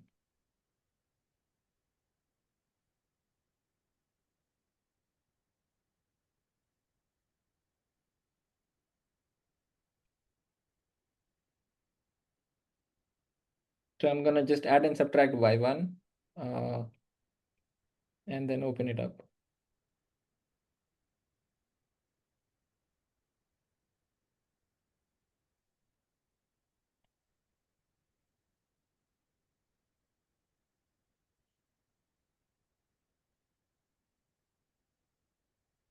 Good. So let's call this our first term. This as our second term, and this as our third term. This is again the first term. So what are we going to show is the following. The first term is, let's start with the third, easiest, is equal to 0. We'll show the second term is equal to minus j prime. And then the first term is equal to, is greater than equal to,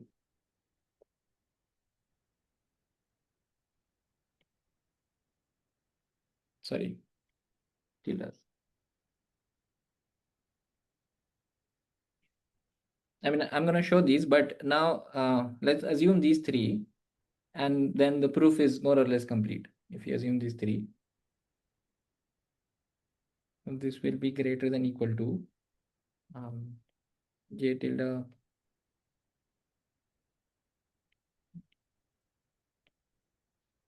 jst plus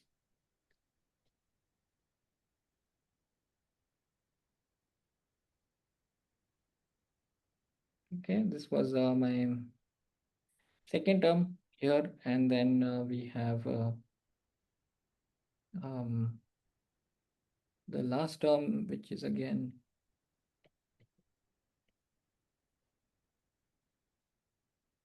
okay. So just to show what I did here, in the first term I just substituted this right here, and then we got this one. This is an outcome of this first term. So this comes from 1. This comes from 2 because mu actually no, I mean this is equal to j st square. So I just substituted second here, and then the third is essentially 0, and this is again the first.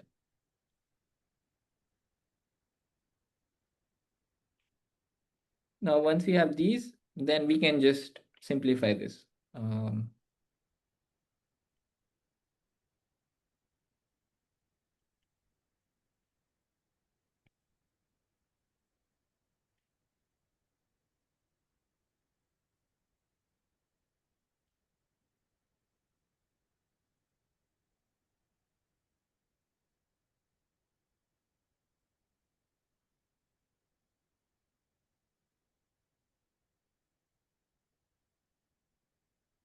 Because 1 plus jst is same as j, and so I just cancel out all the j's,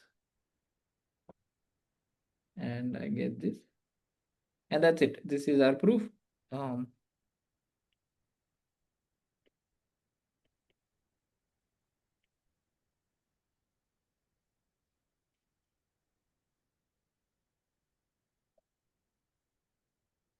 Okay.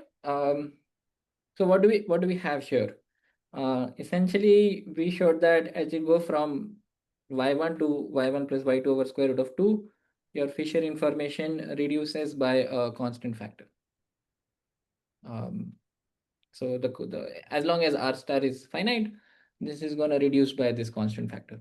So every time you double the number of samples, your Fisher information becomes an order smaller. I mean, if let's say this was half, then essentially every time you double the sample, your Fisher information halves. And that's exactly what we need. That every time you double, you become half, so the convergence is like 1 over n. Okay. I mean, I didn't tell what r star is yet, right? I mean, what the value of r star would be. But what you can do is you can verify r star is just half for Gaussian. Why is this? Because we know the Poincare constant for Gaussian is equal to its variance, which should be 1. But here we worked with the restricted Poincare constant.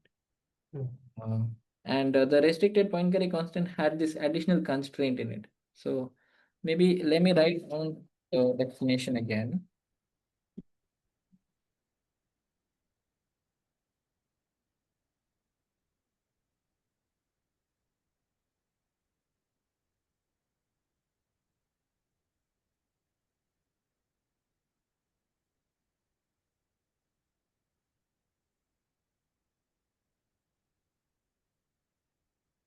And then we had a few constraints here. We said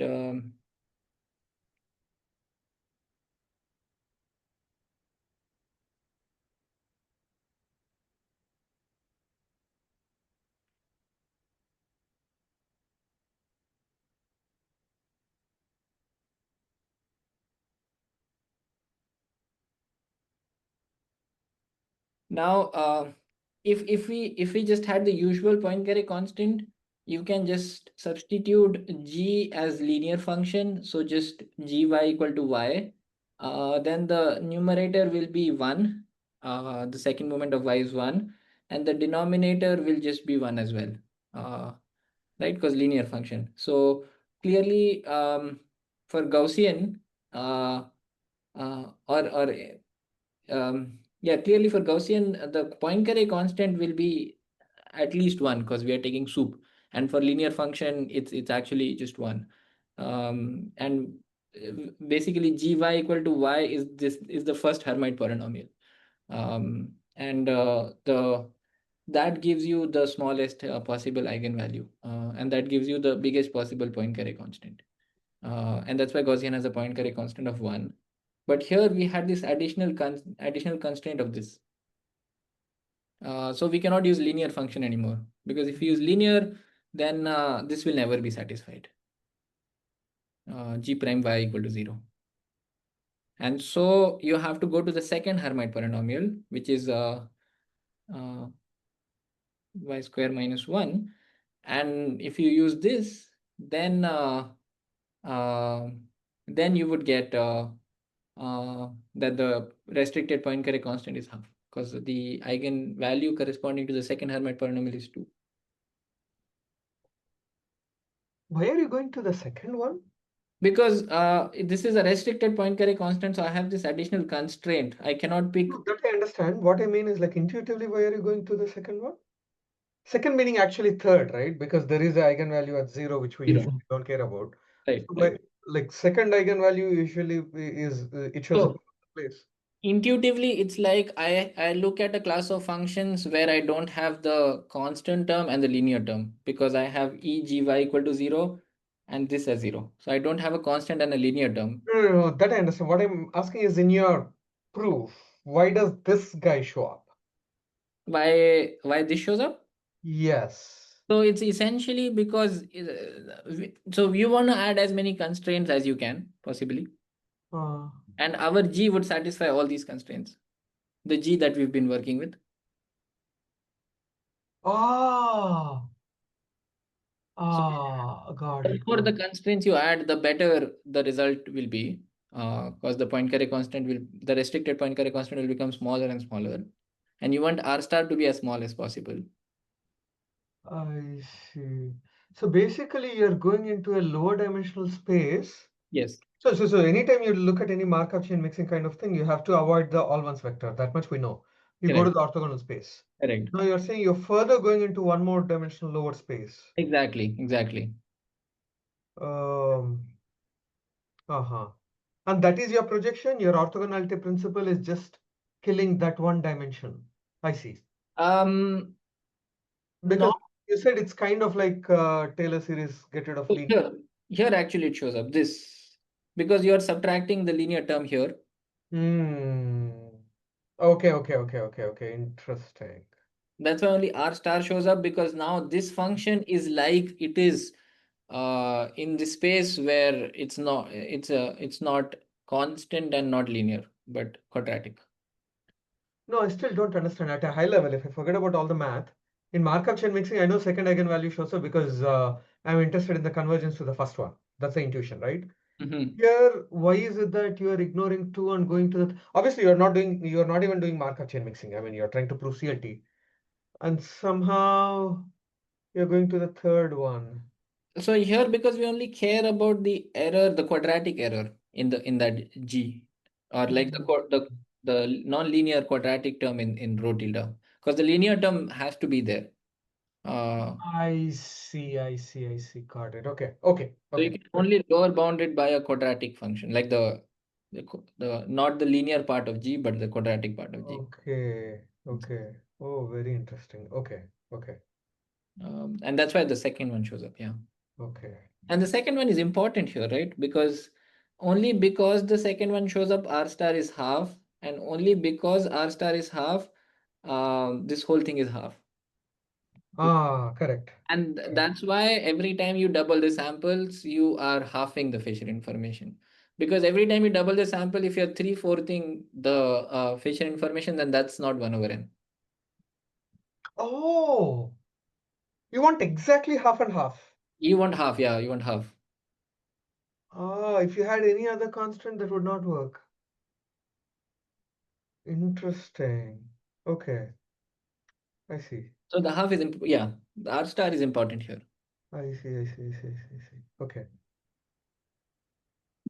I mean, the R star that shows up is not for Gaussian here, right? The R star that shows up is actually for our random variable y1, because R star is the Poincare constant for y1. Okay. I mean, but intuitively, what you can think of is if you do many steps of CLT, Okay. I'm just If giving they're it close to Gaussian, they should get closer and closer to half. That's what you're saying. exactly. So you would get 1 over n. Okay. The proof doesn't follow this. The proof is just using the exact same approach, but now we have a function of m variables, so we approximate it by a sum of m functions and linear functions. Here we approximated by 2 functions, we'll approximate by m functions there. Oh, okay, okay, okay. That's the most general setting, essentially. But this is the intuition. Okay. So good. Any questions here? I guess what's gonna follow is a lot of algebra, more or less. Except yeah, maybe yeah, a lot of algebra. So maybe any questions before that?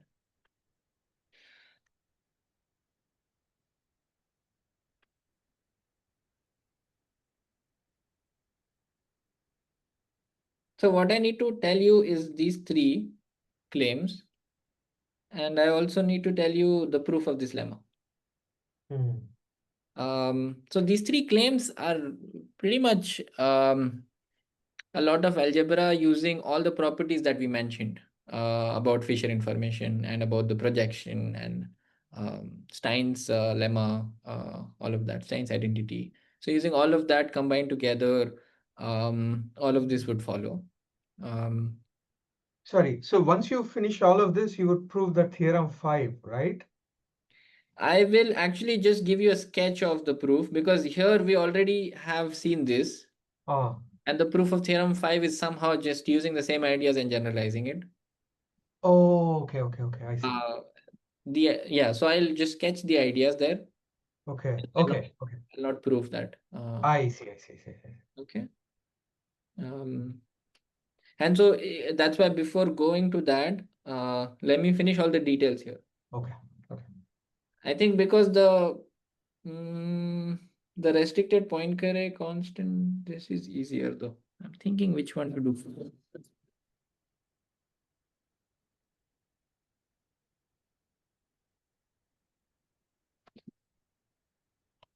Let me just do this lemma 9, because the restricted Poincare constant shows up literally here and it shows up in your final bounds. So somehow this step is very important. It's very important. So let's look at the proof of lemma 9.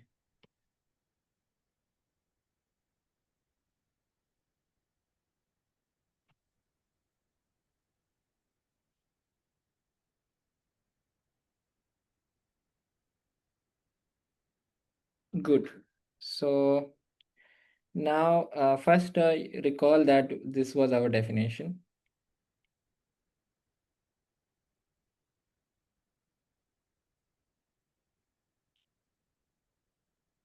Okay. And then now we consider this term. So there'll be a bunch of Cauchy-Schwarz going on.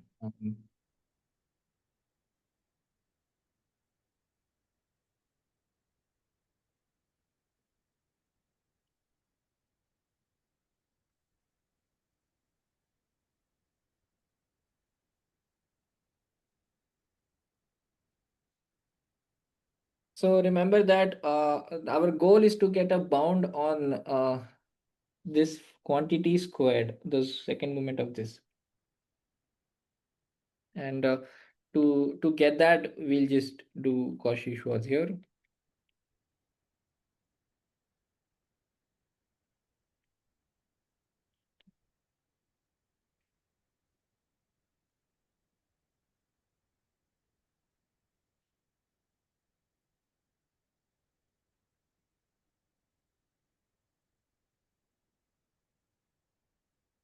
And so this is same as, let's copy.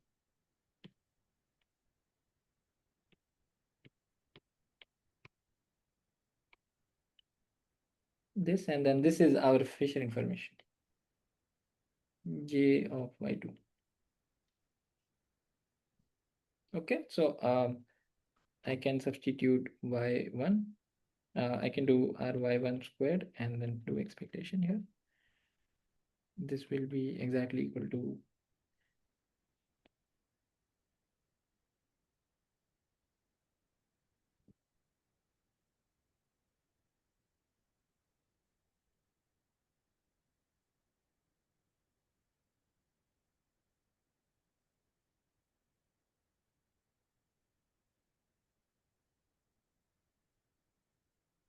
good. So we essentially got a upper bound on this quantity ry1, which lower bounds the quantity that we needed.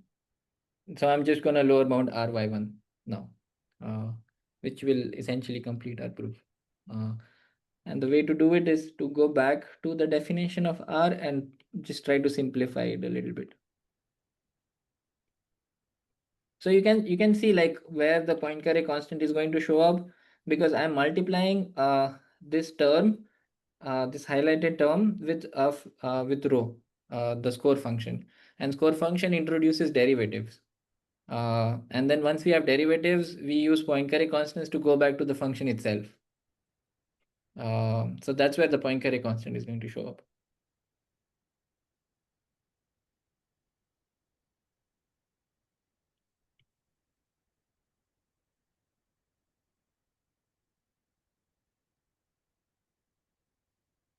Okay, and then the same thing, but only the y2 remains because the expectation of the score function is 0. So here we have used that expectation of the score function is 0. Okay, so now let's use Stein's. Let's use Stein's identity. For the second one, we can readily use Stein's identity, and then what we are going to get is plus mu over square root of 2, because mu was exactly this.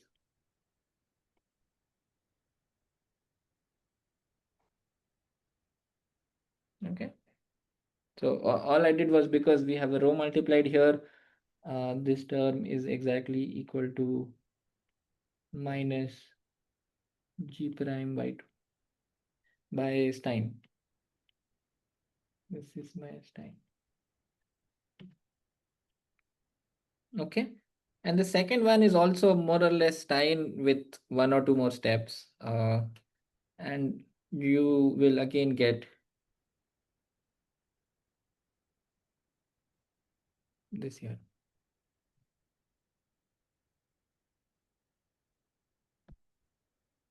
I can maybe show hand wavy calculations for this. So I have this u plus y, and then this has a derivative with respect to y, py dy. Just wrote exactly what we had here. Again, integration by parts.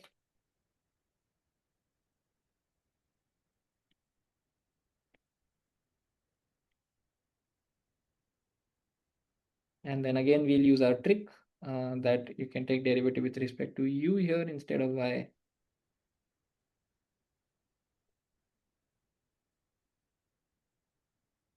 And then replace, interchange the derivative and integral. It's going to be rho tilde.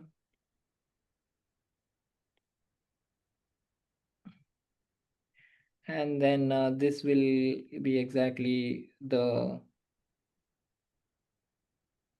this with a square root of divided by a square root. Okay, so more or less the Stein's identity. Great. So what is this? This is negative of,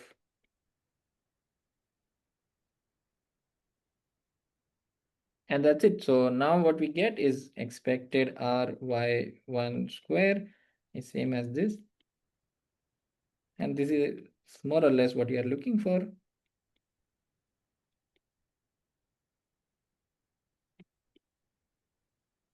Right now here we use the Stein, sorry, the restricted point carrier.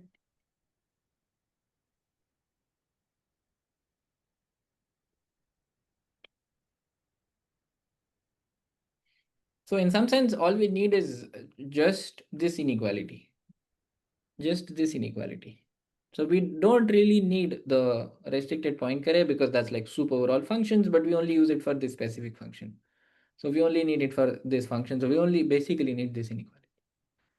But we really don't know much about G, so we just take soup over all functions there. And that's it. That is the proof. So this is the lower bound and this is the upper bound. And that finishes the proof of the lemma. Can you show me why expectation of G dash is 0? Oh no, expectation of G dash is not 0. It's actually mu. I see. Yeah, it's mu. It's exactly mu. And then you're subtracting by that. That's Yes, the whole point. Yeah, exactly. But expectation of G is 0 because expectation of rho is 0. Rho is 0. Yes. Okay. Okay. And that's what I meant by doing like Taylor series of G in I see. I guess it's not Taylor series, it's more like eigen decomposition because you're using this point carrier constant. Yes. Normally all we know is that we know it's not a constant. That's why, like, if you think of the eigen vectors of this operator, the OU generator, there's a constant, there is linear, there's quadratic, blah blah blah blah blah. Normally you only subtract the linear and that gives you the Poincare constant, that is the second eigenvalue. And then here you're subtracting the linear function also, so you're going to the third eigenvalue. Correct. Exactly. Very interesting. That's better. That's a better explanation.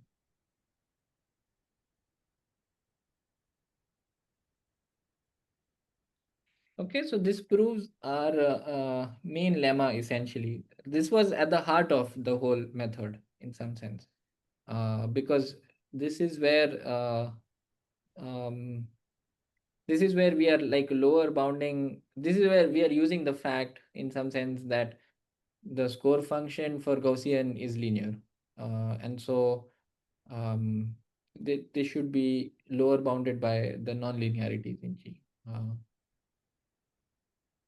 Okay, so once we have that, we have this lemma, and then what is left is just the proof of these three terms. But before that, any questions here maybe?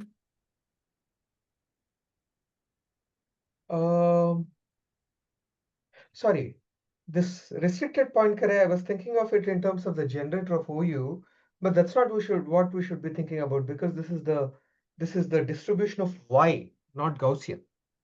Distribution of Y, but essentially we want to think about Gaussian, right? Here. Essentially, you want to think about Gaussian. I see. Because when you apply this for M and so on, you're kind of close to Gaussian, blah, blah, blah, blah, blah. Exactly. Why? Yeah. And we do want a half there. Okay.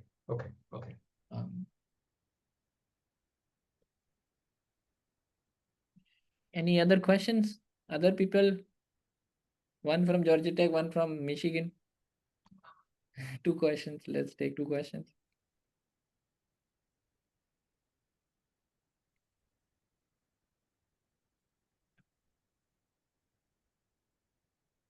Wait, there are only 2 people from Michigan, right? Surag also joined. Tianzi is missing. The answer left. Okay. Is he going to get into trouble? Because he left it during the break. It took his. Sushil, like so here we kind of use like Stein identity for like Gaussian. Do you think like we can use it for other distributions? We are not using Stein's identity for Gaussian. It is a generalized Stein's identity actually. Mm-hmm. This is for any distribution. So Because it's possible to translate this to other distributions as well. I mean, the hope would be that, but here we are using certain intrinsic properties of Gaussian, right? That the score function is lower bounded, is linear for Gaussian, and so we are lower bounding by the non-linearities of the score function. So I guess we are not using Stein's identity as such, but I think the proof is very tailored towards Gaussian. Yeah. So we have like Gaussian minimize the entropy for a given mu and a given sigma square, right? So Exactly. so if we let's just say you use exponential, right? Then like what it would I suppose like it would also like the minimize some kind of energy, right? But Correct. some It minimizes the entropy with a given mean and restricted to non-negative random variables. Oh, okay. I see. So exponential family always minimizes entropy with certain moment constraints. Yep. So you've come to a point which kind of motivated me to look at this, was to generalize this to other distributions, or to Markov chains possibly. So ergodic theorem, but using ideas from here. Mm-hmm. And I think what's happening is this that M operator that you talked about is very important. There are two ingredients. correct. One ingredient is the limiting distribution and its properties. Yes. The other ingredient is what operations are you doing to get to the limit distribution. Here it is the averaging, scaled averaging, right? Yeah. Now, Yes. if you're talking about exponential and you think of something like the heavy traffic queuing limit theorem, then you have to come up with the analog of M Yes. and then show and then use its property in terms of this entropy maximization property of exponential. Right. Get all of this, right? So yeah, so I'm working with this undergrad called Jeronjo here in Michigan, and I mean he came up with some things. Is basically the same operator where you are conditioning on the future. So here you are conditioning on W, which is like the next time step. There you condition.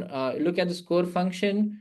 The derivative of the score function. Sorry, you look at the score function at xt, but you condition on xt plus 1. And that is your operator M now. Now you're saying somehow exponential shows up for this operator? Now you have to try to understand this operator. So here it was easy. You can because everything I is don't understand. What limit theorem are you trying to prove? ergodic actually, not heavy traffic. Ergodic meaning? Ergodic theorem, convergence to stationarity of a Markov Oh, for a Markov chain. I see. So just like MM1Q, the stationary distribution is geometric.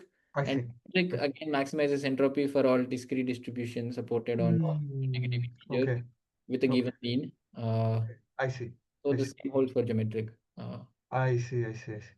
So you're saying you're trying to, I still don't understand. Are you trying to prove convergence to stationarity in MM1Q? In MM1Q, exactly, yes. Oh, that's what you're trying to prove. That's Okay. yeah. That's all, but in the sense of entropy. I see. I see. I see. Cool.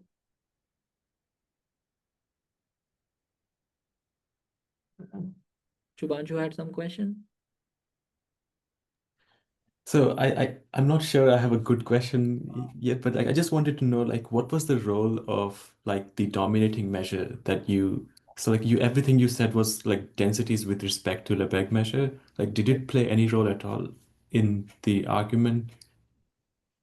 I And mean, also like okay, so the second part was sort of you partially answered and was partially asked, which was like, so, like as you said, like the Gibbs like those kinds of exponential family of distributions have this max end property. So I think you have already answered it, but like beyond the CLT kind of limit theorems, like what else can we prove using this, or like do you see any general kind of like okay, so let's say I wanted to prove some other kind of limit theorem, like using these ideas, like what would be the things I would need to figure out just roughly? But I think you already mentioned that. So, Right. So I guess the first one, the dominating measure, I mean, I guess I'm using it just for the densities to exist and yeah. to be differentiable so that we can define Fisher information. Just that. Because I don't know how you would define Fisher information if you don't define it in terms of the densities. Yeah, like I think because there are some like entropy is, I think, will depend on the specific dominating measure you use, but relative entropy is sort of does not depend on the underlying, it depends on the dp over dq. So it does not depend on the specific underlying dominating measure that you're working with. So I feel like it should, yeah, maybe I need to think a bit more about it, but yeah, like if we go through the proof, then we'll have to see where exactly, if this shows up. I guess in because we've worked with Fisher information and clearly the dominating Yes. measure plays a big role. Yes, exactly. But then once you go from this to entropy, somehow it vanishes. Because I mean the reason was that you are taking convolution with Gaussian in the Yes. so then everything is okay. Yeah. But yeah, that's a good question. I don't know. Yeah. Yeah. Yeah. We need to think about that. Yeah. Maybe like law of small numbers could be a good starting point. To generalize this idea. Yeah. But then I don't know if Poisson Yeah. Poisson would, I guess. But Poisson is weird, right? It's like e power x log x.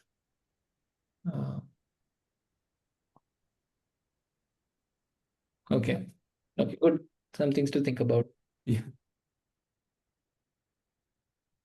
Okay, nice. So we still have 26 minutes. Let me try to do some of the calculations so that we kind of let it. Sorry, can I say something? Yes, yes. Gemini just told me that Poisson is the entropy maximizing distribution among discrete positive integer valued fixed mean random variables. Okay. The exponential analog, basically. The analog of exponential in continuous time is Poisson. I see. Okay. What about geometric then? Yeah. I don't know. This is what Gemini said, so I'm not completely trusting it, but You have more faith in LM than me. You I'm got to not completely cross-reference with trusting Gemini. I with would the other trust you ones. rather than Gemini, you know? Sorry, you guys spoke over each other. I said you got to cross-reference with the other LLMs. Make sure it's there's a consensus. But what if all LLMs collude to kind of confuse us? Actually, like LLMs like distill knowledge from each other, like DeepSeek distill knowledge from other LLMs. So actually, it's a bad idea. I think you should go blame Huang if it gives the wrong answer. That's it. For context, Huang had an internship in DeepMind. Okay, so sorry. Okay, good. So what I'm gonna do is just show these three things here. So I mean, these are just algebra, but I think it will be nice to kind of get a feel for these calculations. So let's start with that, and then if you have more time, I'll show you how to generalize this to like because we only relate y1 and y1 plus y2 over square root of 2, how to do it for m steps. And that's it. Those are the two things we'll try to do. So let's start with this.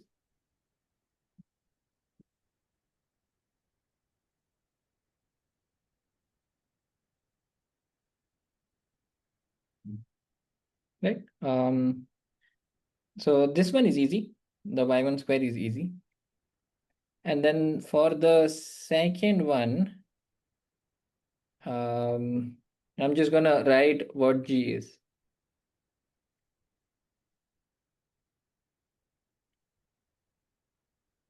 times y1. So I just wrote what g is here, that's all, and use the double property. Now I can use symmetry here.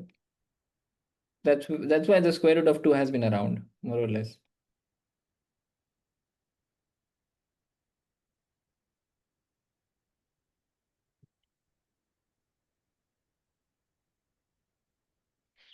Right?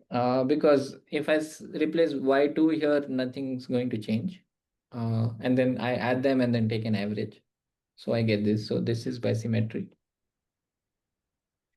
And then here we use times identity now. And so this gives me 1 minus 1, 0.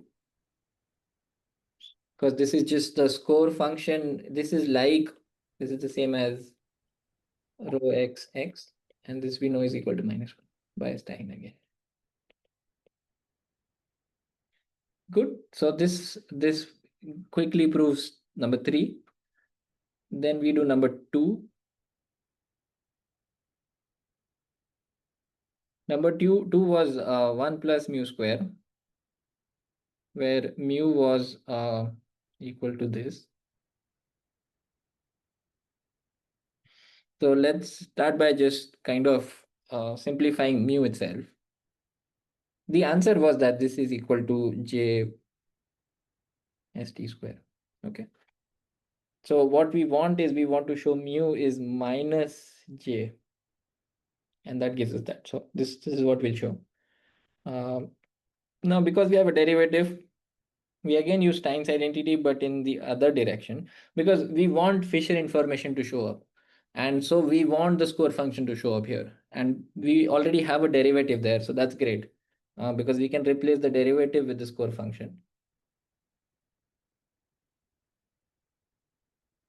Right? Now, again, let me expand out, just write down the definition of G. So we have this. Then the next thing I'm going to do is a tower property. So this is where our the operator, the conditional expectation operator shows up.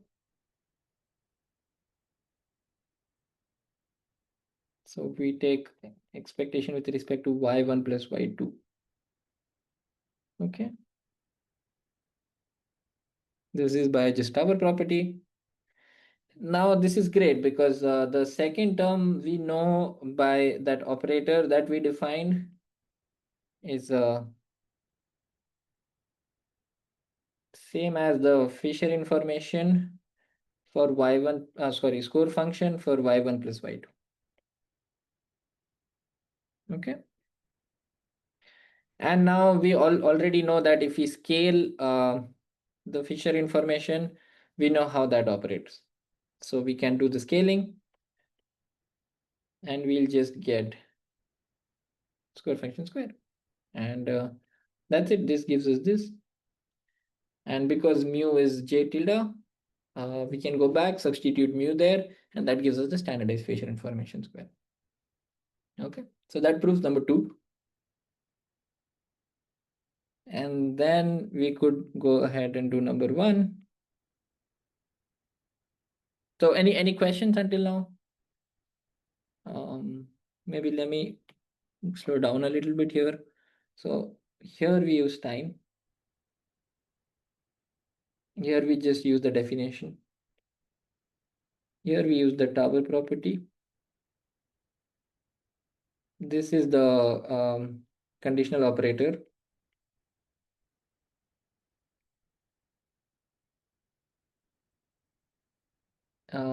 This is the scaling of scaling of rho. And this is just the definition of Fisher information.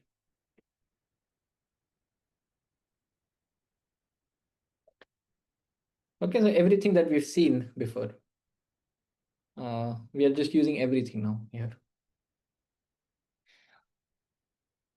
Now, let me just do the last one. Last one is slightly longer.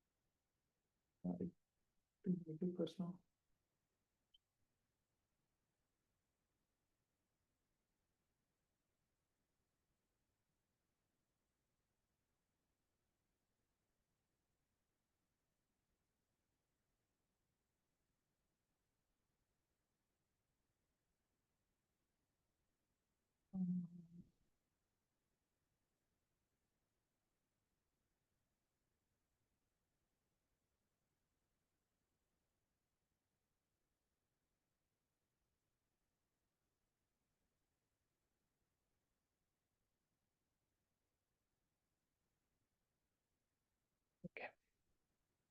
Yeah. Okay, so this was that.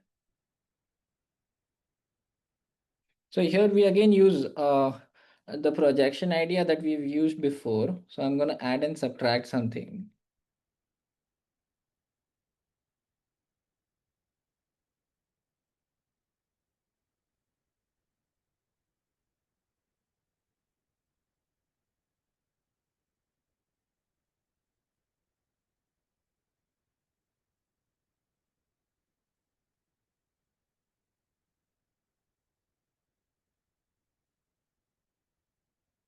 So add and subtract h, where what we have is this. So we have this functions. We have like essentially a linear function, and then we have a row, and then we have this g. So I am projecting this g on this space of functions which are a linear combination of this function and this function. And why am I doing that is because I know that this is good. Rho y1 plus y1 square. I know this is same as the standardized Fisher information. And I also know E of y1 square. So I know these two quantities, but I don't know this quantity itself. So I'm projecting G onto this space of these functions. What that means is that I set my h of y as minus lambda y1 plus 1 minus lambda rho y1. And I'm going to pick lambda so that the cross term vanishes. So I'm going to pick lambda so that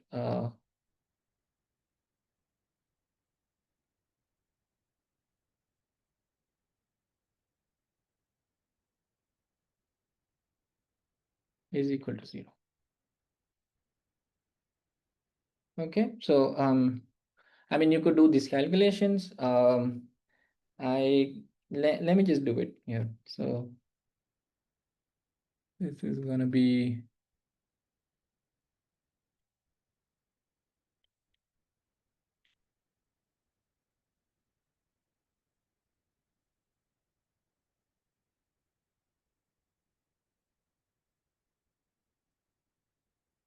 right. I just substituted h to be this. The first term will just have 1 minus lambda multiplied to both y1 and rho, so I take it out. And then the second term just expand it out. Now let's calculate the expectation inside. So a lot of stuff going on. Y1 times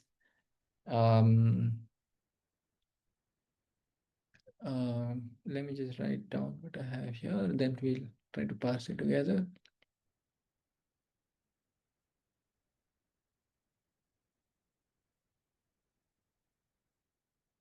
Okay, so I guess you have 1, 2, 3, 4, 5.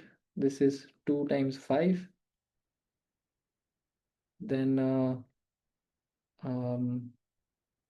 this is 1 times 4.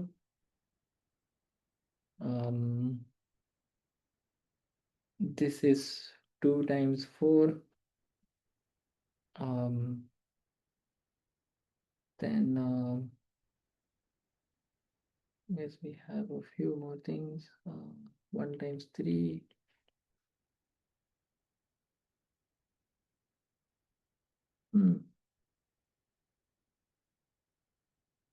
then 1 times 5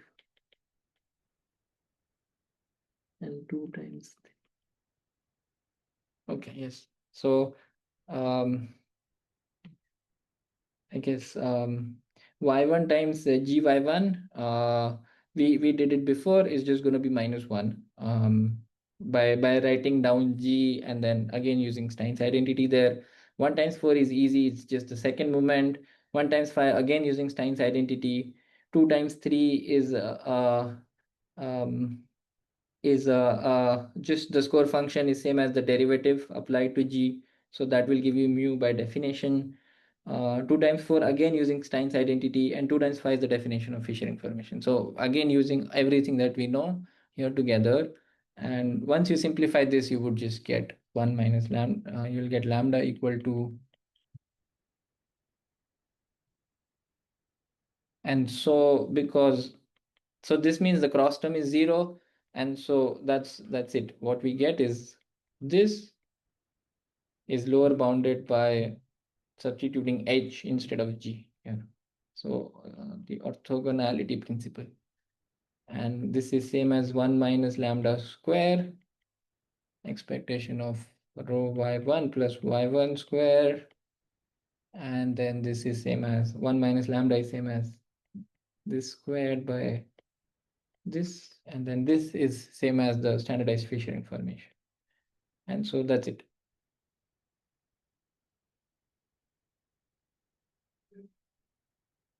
Okay, so that finishes the proof for going from y1 to y1 plus y2 over square root.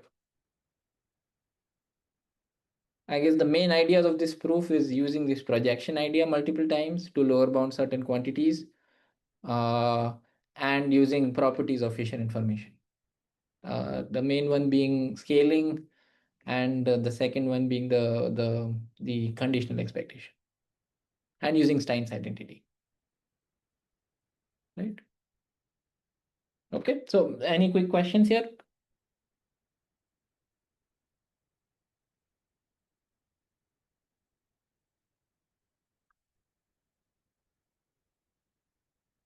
Okay, so let me just finish off by giving some very hand wavy high level idea of going beyond y1 plus y2 over square root of 2 and doing it for like m steps instead of 2 steps.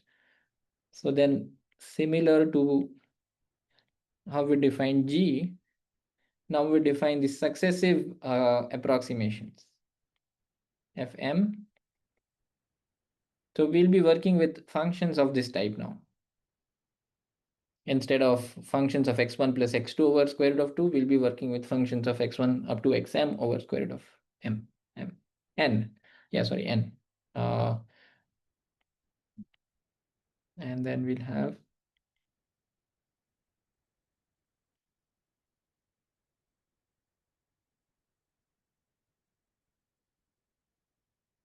right with fn is equal to f of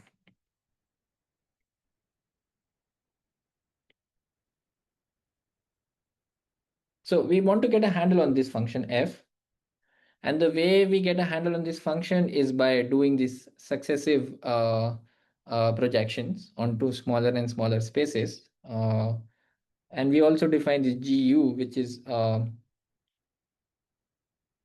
function of just one variable.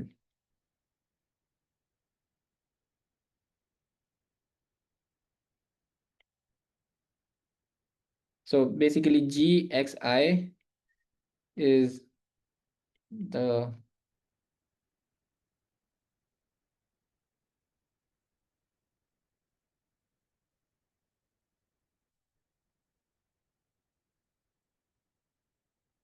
right, similar to how we had g before, where before we had two variables, we integrate out one of them. Here we integrate out n plus one of them, and only one is remaining. And then fi is like integrating out n minus one of these variables. And so we'll do successive approximations So you want, in step I, essentially you approximate f by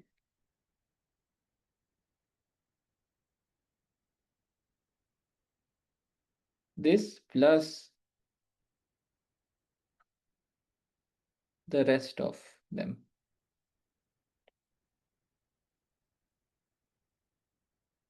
So previously it was just one step, but now you do it across multiple steps. And the main lemma is essentially the following. So you define SM. I mean, eventually you want to do an n step approximation.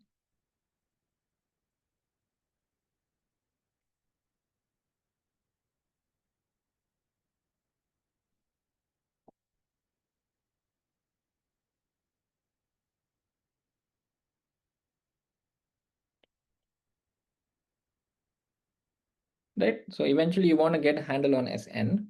How you get a handle on Sn is using these intermediate approximations. N.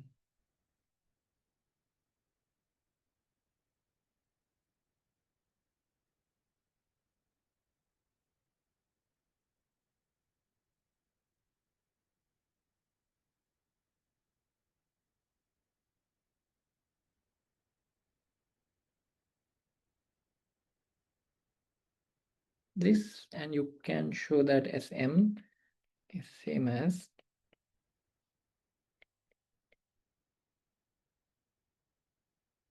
and Ti is lower bounded by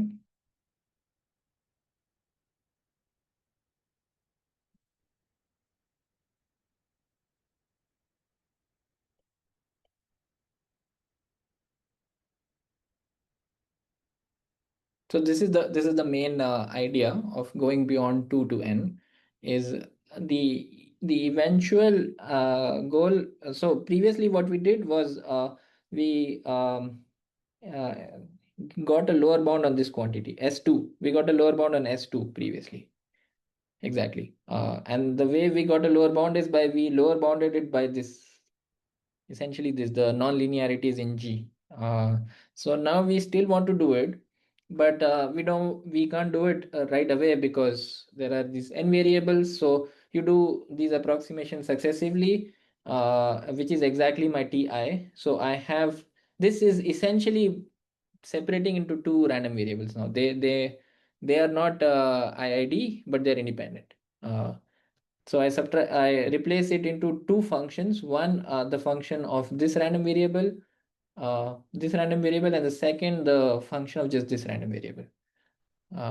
Right? And similar to how we lower bounded S2, we lower bound Ti now, which is by the non-linearities in G.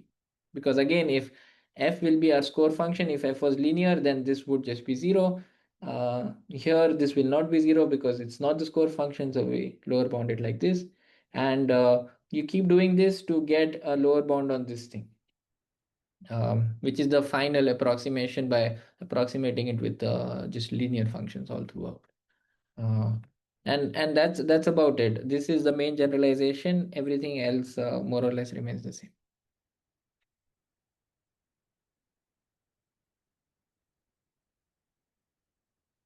I mean, I guess it's hard to put this there directly and see the whole proof, right, just from this, but this kind of gives a flavor of what is needed to go to n of them. Can you show the final theorem once you do all of this? Is this theorem 5? This will be theorem 5, yes. Yeah, can you show it? Yes.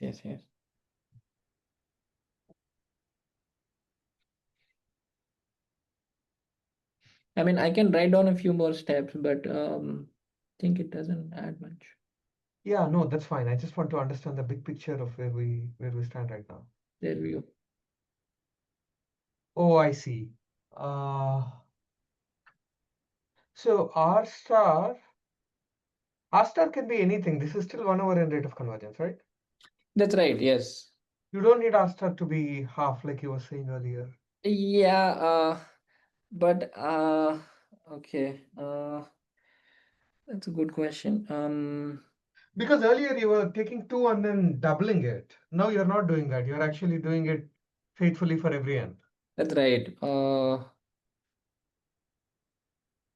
And so I've seen two proofs. One is where they actually show r star is close to half, and that's it. That's the end of the proof. The other proof is this proof, which is a bit stronger. Okay. So in that proof, you actually do the doubling trick and then say that if m or n or whatever it is large enough, then r star is close to half, and then you're done. Correct. Okay. Well, but then how do you get rate of convergence there? That is the rate of I guess the rate of I mean, you have to make that formal, I guess. How large, all of that, you have to quantify that. Yeah. So you get weaker results there. Okay, that makes sense. And that also works only for powers of 2. It doesn't give you a result for every n, right? It yeah, I mean, you can Upper and lower are bounded by powers of 2. correct. I see. So basically, that's simpler. This is more extensive. Yes.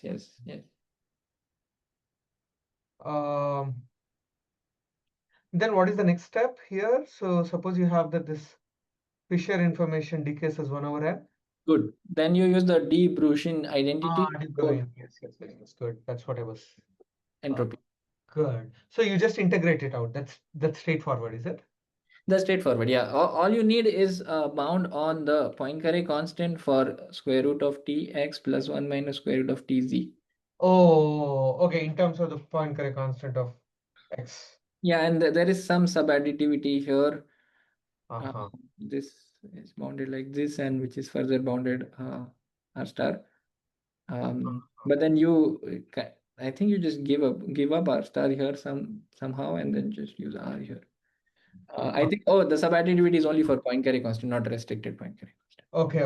I see. So you use that, and then that gives you r. Okay. And yeah, once you have this, then now you use this theorem for this random variable. I see. And then you're done. And then integrate it out, and then you're done. Yeah, integration is trivial. Yeah. Okay. So it looks like most of this is actually about Fisher information. KL shows up only in the last step. That's right. Okay. And we also saw that once you have bounds on Fisher information, you get bounds on the Stein's operator. Correct. And just having Fisher is already pretty good. Correct. Okay. You can also, I think, make connections, direct connections, not just de Bruijn inequality, but direct connections between let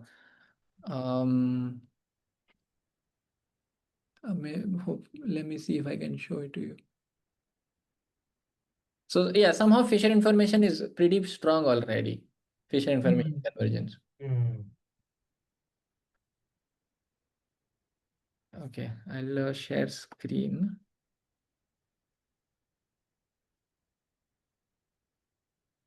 You can see the screen? Yes. This lemma.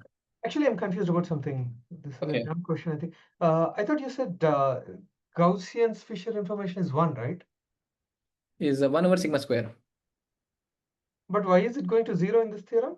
Oh, it's the standardized Fisher information. That's why. This is not J. So this is the standardized JST. Okay, yes, this has to be JST. Sorry. And then De Bruijn has JST or J? De Bruijn, I think. Okay, I think that's where I made some mistakes. Good. I think one of them has J, the other has JST. I wrote two forms of it. And then you have to translate it. Okay.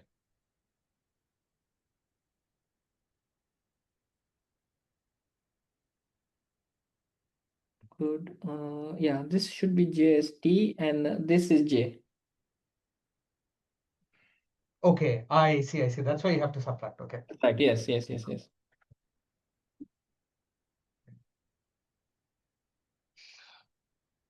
Again, intuitively, what is this Fisher information? Good. Good question. It is just the expectation of f squared. That much I understand. In terms of that Gibbs representation, if it is e power minus integral f, then it is expectation of f squared. Yes.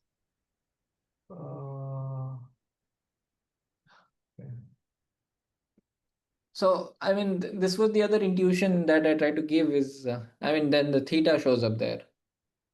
Is that if you want to estimate what theta is and you have access to samples from U, then wherever the density is very sharp, for those values of theta, you can tell, for example, for Bernoulli distribution, the Fisher information, if you calculate, so the parameter here is the mean of Bernoulli, and the Fisher information you calculate goes like this. I see. This is half. Okay. So if you're close to 0 or 1, then only a few samples you can kind of conclude that you're close to 0 or close to 1. I see. Okay, I think we should probably close it. I just Yes. want to make one comment. Huang was right. The statement I made about Poisson was incorrect. The entropy maximizing distribution is geometric. How do I know this? Because I solved a homework problem in my first year of grad school, proving that geometric is the entropy maximizing distribution. Poisson does have some such property, but it's not very clear. I couldn't find it quickly enough. It does have some kind of entropy maximizing property. I don't know the exact statement. So Huang is wrong as well, right? Because it's Gemini who's wrong. Huang, you need another internship there. Okay, cool. So let's thank Sushil. Thank you. And then I'll stop recording, and then we can have more questions if Sushil is still around. I'm still around.